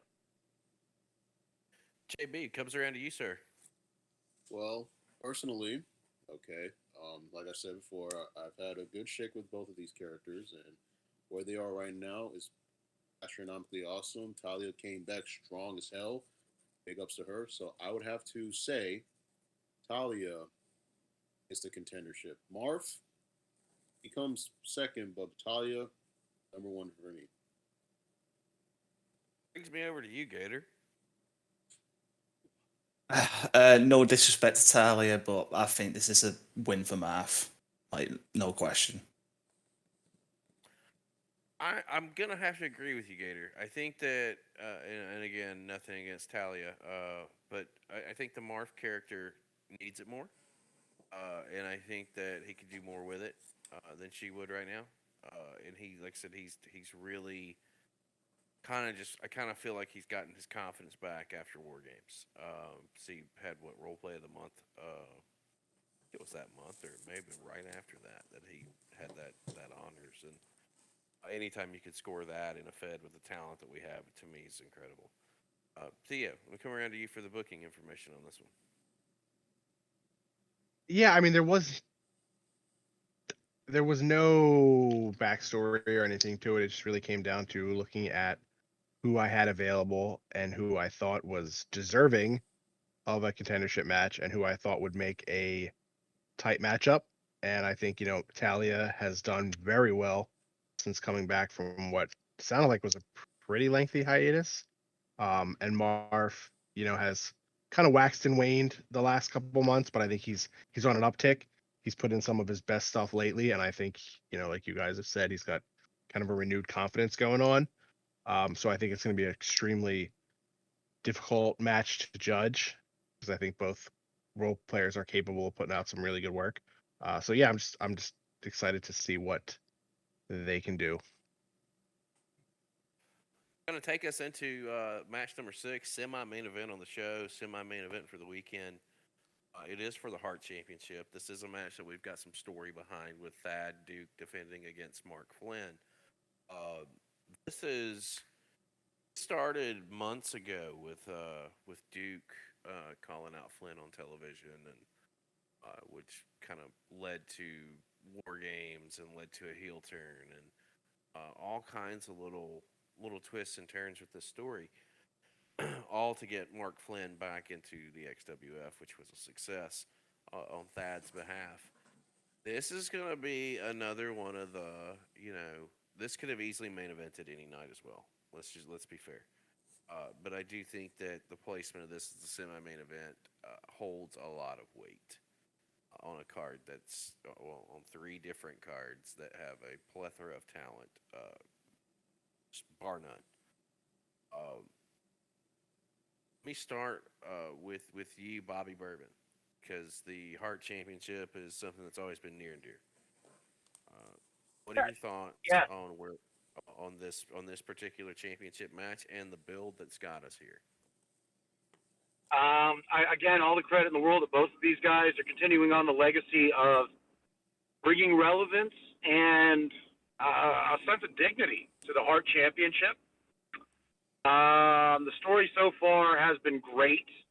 Having Mr. Flynn back in the Fed is a treat. His stuff has been amazing. Like I just love reading his work. I like Thad's work too. I think that both of these guys are going to be putting on a hell of a match and giving us a hell of a show.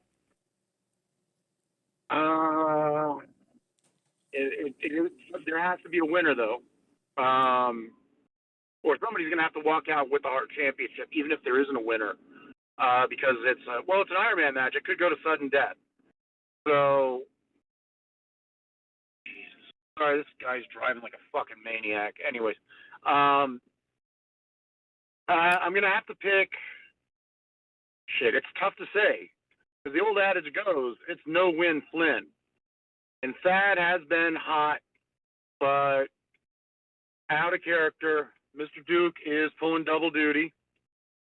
He's got his hands full on another night as well. I think, just again, this is like 51% to 49%. It's a very slight edge, not a big margin. But I'm going to pick Mark Flynn to win this one, be the new Hart champion. After Relentless is finished. TK, what do you think? Well, this one is hard. This one's going to be real hard. Feel bad for the judges on this one. I'm going to pick Thad, and it's not because I don't think Mark Flynn can win, because that guy is talented as fuck. I really dig his work. But I think Thad is going to put his heart and soul into winning this one. And that's why he doesn't win the other one. So, yeah, I'm going with Thad. AB,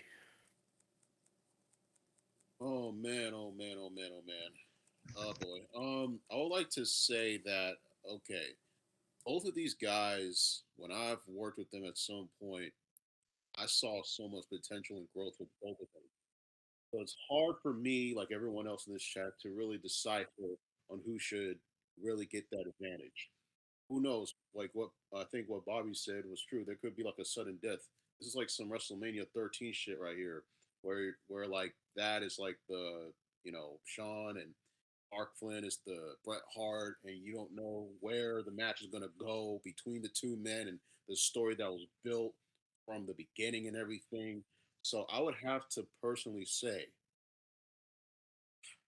Mark Flynn, if you're hearing this, I respect you, but Dad has to come home with that championship. Whether it's a sudden death or not, that is going to retain and move on to the next part. But yeah, that. Gator. Well, like Theo said before, not Dracula and Frankenstein. That joke's been dead for a while now.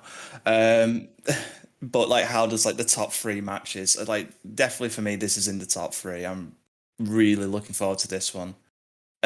Duke is one of the best writers we have. He's one of the better writers I've seen. And I said it a million times before, and I'll say it a million times again. I am the biggest Mark Flynn simp there is. I love everything Mark Flynn does. I adore the guy. I love his writing style. I love his comedy. I love his trash talk. And even though Duke is as great as he is, I have to go with Mark Flynn for this one. Yeah, let me come around to you before I give my prediction. I mean, I might have to argue with Gator though on who's a bigger Mark Flynn mark because like him, I love everything Mark Flynn does, and he's come back a couple times over the course of the last few years, and it's usually like one or two matches. So I'm extremely thrilled that he's been able to come back and stick around for a bit and build this program with Duke. I know how excited Duke was to see Flynn come back because he, like the rest of us, is a big Flynn fan or Flynn stan, whatever you want to call it. Um, Mark's work from the second he showed back up till now, it's like he didn't skip a beat. It's the same quality, hilarious stuff that he's always put out. Thad, great writer, always consistent, always enjoyable, always strong work. I think, like Gator said, this is probably up there with, top three matches of the event, and definitely one that I'm looking forward to. It's just got major implications around it. Thad can arguably go down as one of the greatest heart champions of this modern era, if you will, with a win here. I think that he's been pushing for this match for so long, and it's here.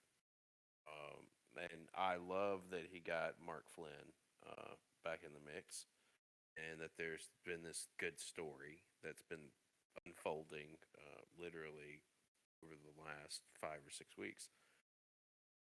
It puts me in a tough spot because they're both quality writers and they're both really good at what they do. It's to me, it's gonna come down to who wants it more, and I think Thad is gonna. There's a little bit more meat to the bone there with him retaining the championship over Mark Flynn. I think he wants it. He sought this guy out.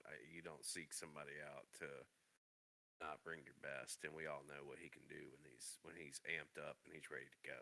And I think that he's amped for this, and this is going to be a barn burner that is equally, maybe not equally because the uni's its whole different deal, but that's the easily headline basically any night of the show because they're both that good. At the end of the day, I think Flynn gives a really really good performance, but Duke is just red hot right now, and I don't think it stops here. Theo, man, this is going to bring us around to the icing on the cake that is Relentless. Probably one of, if not the biggest rematch really of the year since May Day. These two have been apart. We've put them back together. The Universal Championship is on the line. Chat me up, man. Talk to me about your thoughts on Doc versus Alias Part 2, headlining the biggest pay-per-view of the year for the Universal Championship. Yeah, I mean, I was going back and looking at some of the older Relentless cards from the last couple years, just because some of the questions, that people ask were kind of referencing that. And what I realized, and more so I should say confirmed, was that this is probably the biggest match we've had on Relentless ever since we've been doing it in this format with the 3-day thing. I mean, obviously we had Doc and Alias at Mayday, a couple months back, and that match was everything you would hope it would be. This, I think, is going to be even better. It's the last match on the last night. It's kind of I'm struggling to find the right word for it because I mean, I really do think that this is probably the two best role players this Fed has seen in the last several years. Getting a match that I think every single person in this Fed wants to see. And I have no doubts that they're both going to show out and, do. I mean, I've heard rumors of Doc getting like 15 role plays up, so I don't know if Alias will be able to keep up, but that's what I'm hearing. So if he does that, it's going to be tough. It's got that big fight feel that any quote unquote EFED pay-per-view wants to have. It's one of those matches in my eyes that it was a no-brainer. Even thinking about, let me backtrack. Going back to when they first touched at Mayday, the first thing that came out of my mouth when the results went up or when the role plays went up was, "This is the Relentless main event. If it's not, it's a crying shame." TK, let me come around to you real quick. Doc and Alias Part 2. Where are you at with it? Well, it's going to be an epic, just like it was at Mayday. So I'm stoked. I'm ready for it. I've been wanting to see the rematch, and here it is. So There's so many things that play into this particular match. You go back to Mayday, the role play limits. You had 3 role plays that were unlimited words. Now you're in for the uni. There are unlimited role plays with unlimited words, which very well could be a factor. Bobby Bourbon, chat me up. Biggest Universal title match I can remember. Well, yeah, I mean, it's where it's supposed to be. It's the main event of night 3 of Relentless. It's the Universal Championship match. We got Alias versus Dr. Louis DeVille in a rematch. This time for the title. And yeah, the story's in place. I think this is gonna be a lot of fun to read their work. I think that the match itself is gonna be pretty epic to read. Um, yeah, and to echo what Theo said, this is definitely one of the biggest matches that we've ever had as a main event on a Relentless since it's gone to 3 nights. Um, so yeah, I'm really looking forward to this. I'm looking forward to the work these guys are going to put out. I know it's going to be stellar.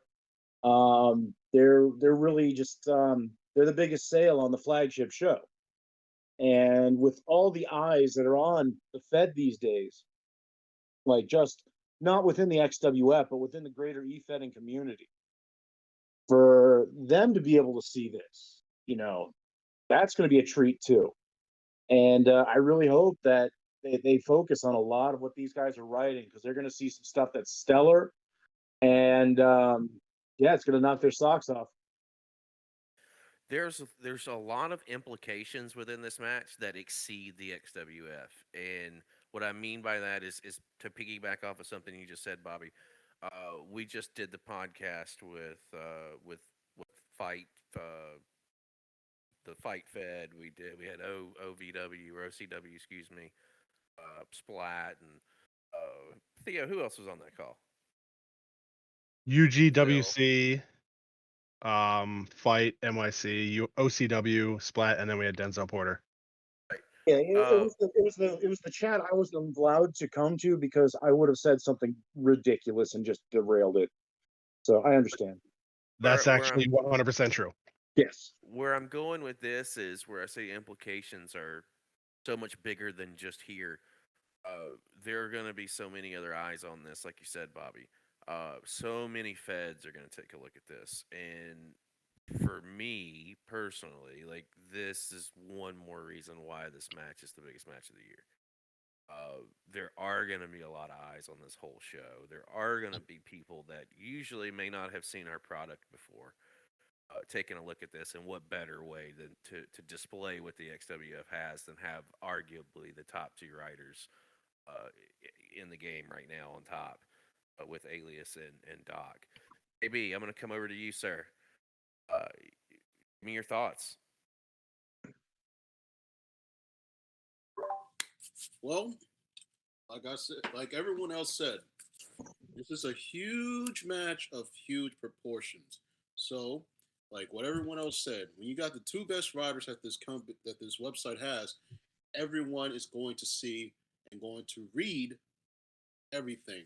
They're going to read everything from top to bottom, and I think this match, where they're going to go, is going to be so big that by the time it's over, people will still be thinking to themselves, holy shit, Alias got one. Holy shit, Doc got one over Alias, or whatever the case might be. And especially with the stipulation I've read, shit, it could it could like be forever ingrained with the XWF as a whole. So all I can say is that this is a huge opportunity for everyone to witness what this website has to offer between these two men. You make a good point there, JB. This falls count anywhere. Anywhere within the ranks of the Chicago Super Speedway, it's at the disposal. Gator, shoot over to you, sir. Uh, Big money match here. Oh yeah, definitely probably one of the biggest matches like maybe ever. While I've been here, and it's like we've been recording for so long. It's 5 a.m. here. We've been calling for several hours, and just to throw back to what Theo said at like the beginning of the show, it is a lot like Frankenstein fighting Dracula. It is a big match. I want to take the time now to bring in. I'm going to bring in the challenger first. One of our several run-ins throughout this podcast. Doc, welcome back to the show, sir. Got a big fight feel going into Relentless for you. Yes, sir. Big rematch. I'm gonna shoot on you real quick because and I think our listeners would understand this. So, how long have I been nipping at your heels to get this thing nailed down for a rematch with Alias for the Universal Championship? Since Mayday. Since Mayday. Thank you for making Christmas come early for me. Uh, I'm not sure if we touched on this earlier or before we were interrupted by Naked Bobby, which for those of our listeners out there, you just missed a treat. Uh, the role play limits for this contest being for the Universal Championship. that's what it was. We gotta talk about that because that's probably the biggest difference between Mayday and now. Mayday was huge. It was the first time meeting between Alias and Doc. The feeling out process, if you will. Uh, Now we're rolling into this the big money match, with no role play limits. Not saying that limits are the be all end all, but it's got to open up some doors and some avenues for both of you coming into this. For sure. I mean, the first time was a lot of fun. Uh, First time me and Alice really interacted in a one-on-one matchup. Uh, as far as the limits go, it opens up a lot, I guess. Like I said, I can work with limits anyway, and everybody can, but it definitely makes it. It definitely opens the dynamic a whole bunch, and I've always said that's how the universal title should be. If you're going to compete in it, be prepared to commit to it quite a bit because you're going to have to put a lot of work in. Hey, you don't have a choice. You got to go the distance. Yeah. Because you're the. That's 100% the way it should be. So, I never really thought I'd get back into the picture, but on top of you insisting relentlessly over and over again about it. You just gotta. I think it really fit into the story of what's going on with the XWF right now too. I think it made sense for Doc to go to Relentless and set something up with Alias and everything along the way. And you have fucking Corey Smith in the background with a briefcase. So if you know what I mean, that whole triangle, and then Thad Duke in the background too. It's been a big story in the XWF for a while, and I always said, well, what's better for the Fed. So I think moving forward with that story is a really good idea, and it'd be a lot of fun. Everybody seems to be pretty excited about it, so that makes me really excited about it too. So I'm happy. I'm happy that we're doing it. That just means that we're on to something. That's all that means. It means Yeah. that it's been played right, and it's been done correctly. If we can generate the amount of interest that it's going to generate, and with that, like I wanna go ahead and bring in the Universal Champion, Alias. Welcome back to the show, sir. Thank you guys for having me. Oh, no problem, man. I know that you've been listening to me and Doc kind of chatting it up a little bit. Bringing it over to now your perspective. I mean, this is it. I've been nipping at Doc's heels since Mayday for a reason, because this is money. It's easy money. The Alias character has, since his debut, dating back to High Stakes, has just been building this momentum, and continuing his stride, starting with the Extreme Championship, and then capturing the uni, and defending the uni, and now we're rolling into biggest show of the year, with you and Doc on top. Yeah, it's, I guess, I don't really know what to say to that. It's pretty cool to be able to just be in this position. This is my first Relentless. So, to already be able to be in the position to be in the main event, with Doc no less as well. Kind of humbling in a sense, but in another sense, prepare for me to be full on egotistical about it in character. Well, I think, I mean, on the added character side of things, I think another thing that, for at least for me, I can't speak for anybody else, but for me, that makes this match so much more than just Alias versus Doc, are the handlers behind the characters, because you're both very well respected, in character and out of character. And it actually, Theo, I wanna shoot this around to you, and you give me your take on this. As far as, like, two genuine guys, you can't ask for anything better as far as e-fetting is concerned. When we talk about, you know, um, lost my train of thought. Sorry, stand by. It'll come back. I can pick up what you were putting down, but Okay, essentially, go ahead. you know, there's a lot of really good writers in e-fetting, whether it's XWF or wherever, and a lot of them are extremely competitive, and that's great. But not all of them understand the bigger picture, and that's doing things that are best for the Fed. Um, Doc gets that, Alias gets that, and I think that's why they are, two of the more respected people within the Fed. Not just because they're both phenomenal writers, but because they're good people. They understand how to tell a story. They understand how to do so in a way where they don't have to look strong in every single match or in every single segment. It's about the bigger picture. And not everyone gets that. And they do. And I think it's a part of why, they're headlining the biggest event of the year.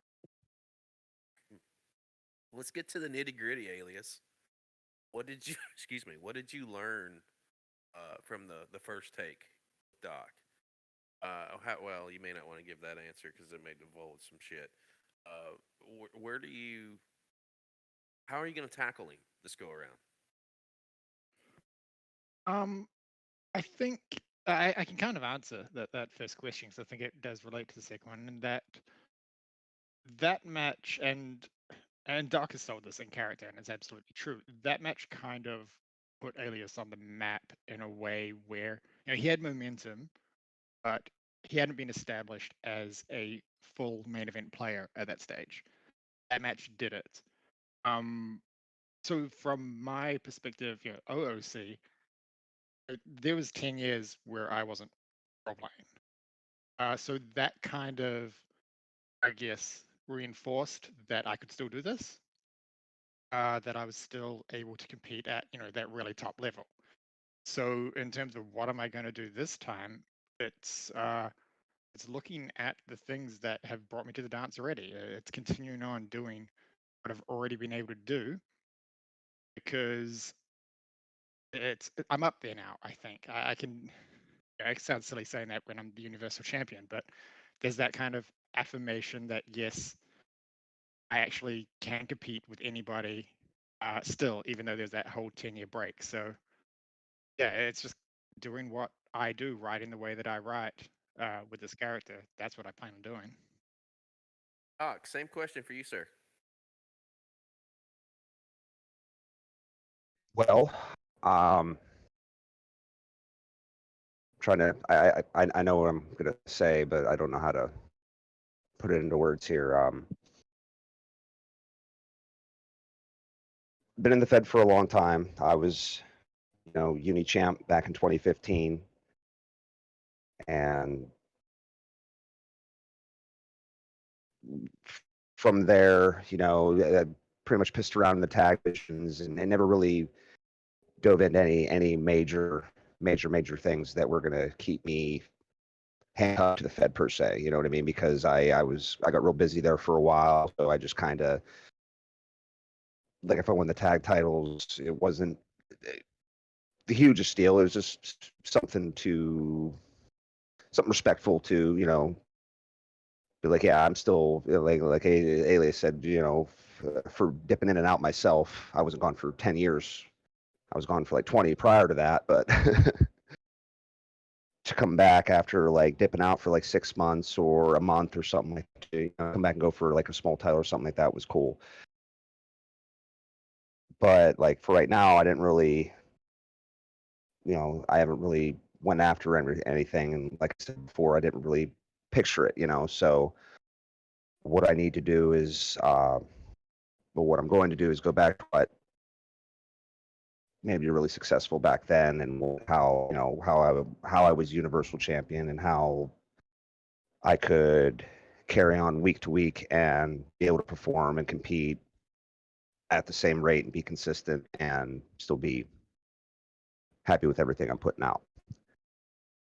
I think I can speak for everyone here on this call and probably everyone listening out there that, first of all, we are going to say thank you to both of you guys because I'm fairly positive the work that's going to go out for this is going to not only exceed the hype, that it's going to probably set the standard for what a Universal Championship match should be, as far as role playing wise, should be moving forward. And to just literally say thank you for just being you, both of you guys. This is going to be one hell of a contest, which will bring us to now TK and Bobby. This is where it becomes the nitty gritty for us because we got to pick it right. Alias and Doc for the Universal Championship. Bobby, you got going over? Well, for this match, I kind of wanted to circle back to when we were talking about the Anarchy match and, how you were telling us about that weird nightmare you had with the frogs, sexy lips, and the ficus tree. But this one, predicting this one's going to be tough.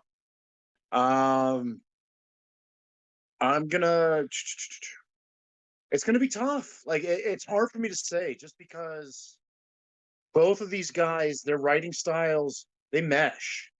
Like, and I think they're going to play off of each other and give us some great material. I don't know. It's hard for me to call. You know what? What I'm going to do is I'm flipping a coin right now. That's what it's coming down to. Heads, it's Doc, and tails, it's Alias. I got tails, so I'm gonna have to say Alias. That's a coin toss. TK, $1 million question. Well, I said Doc last time, and he let me down. And I don't think he's going to do that again, so I'm going to take Doc once again. I think, Bobby, you're right, man. This is a hard one to pick. And I do think that they both are coming into this with something to prove on so many different levels. Doc of trying to avenge the loss from Mayday. Alias is going to come into this trying to establish firmly that he is the man. Damn, dude. My gut says one thing, my heart says something else. My heart's let me down. My gut never has. No disrespect to either one of these guys, but I think Doc pulls us out and takes the reins as Universal Champion. But I don't think that this issue between Doc and Alias is over. That was the toughest prediction that I've ever had to make. So that's a testament to those guys. Right there. Guys, we made it through it. 26 hours later. We've all had no sleep and have dealt with 3 nights of Relentless. Gator, man, I appreciate you hanging out with us tonight because I know it's super late across the pond. Mm-hmm. I mean, yeah, but 3 nights of Relentless deserve 3 days of podcasting. So, thank you all for having me here. I'm not happy to be here, but I'm okay with it, I guess. Okay, Mr. Gator. AB, brother, man, we appreciate you always coming on the show whenever we reach out to you, man. Thanks for joining us on this one too. Man, anytime, anything for the Fed, bro. I'm up for anything, bro. Anything. Over to my tag team champions, Bobby and TK. Always a blast to sit down and bullshit with you cats. Yep. We'll do it when we can, right? That's not how it goes, right, brother? And usually this would be where we pitch it over to Vinny to close us out, but we have Theo in the mix, so go ahead and take us out, Theo. As always, from now until the end of time, fuck you, Centurion.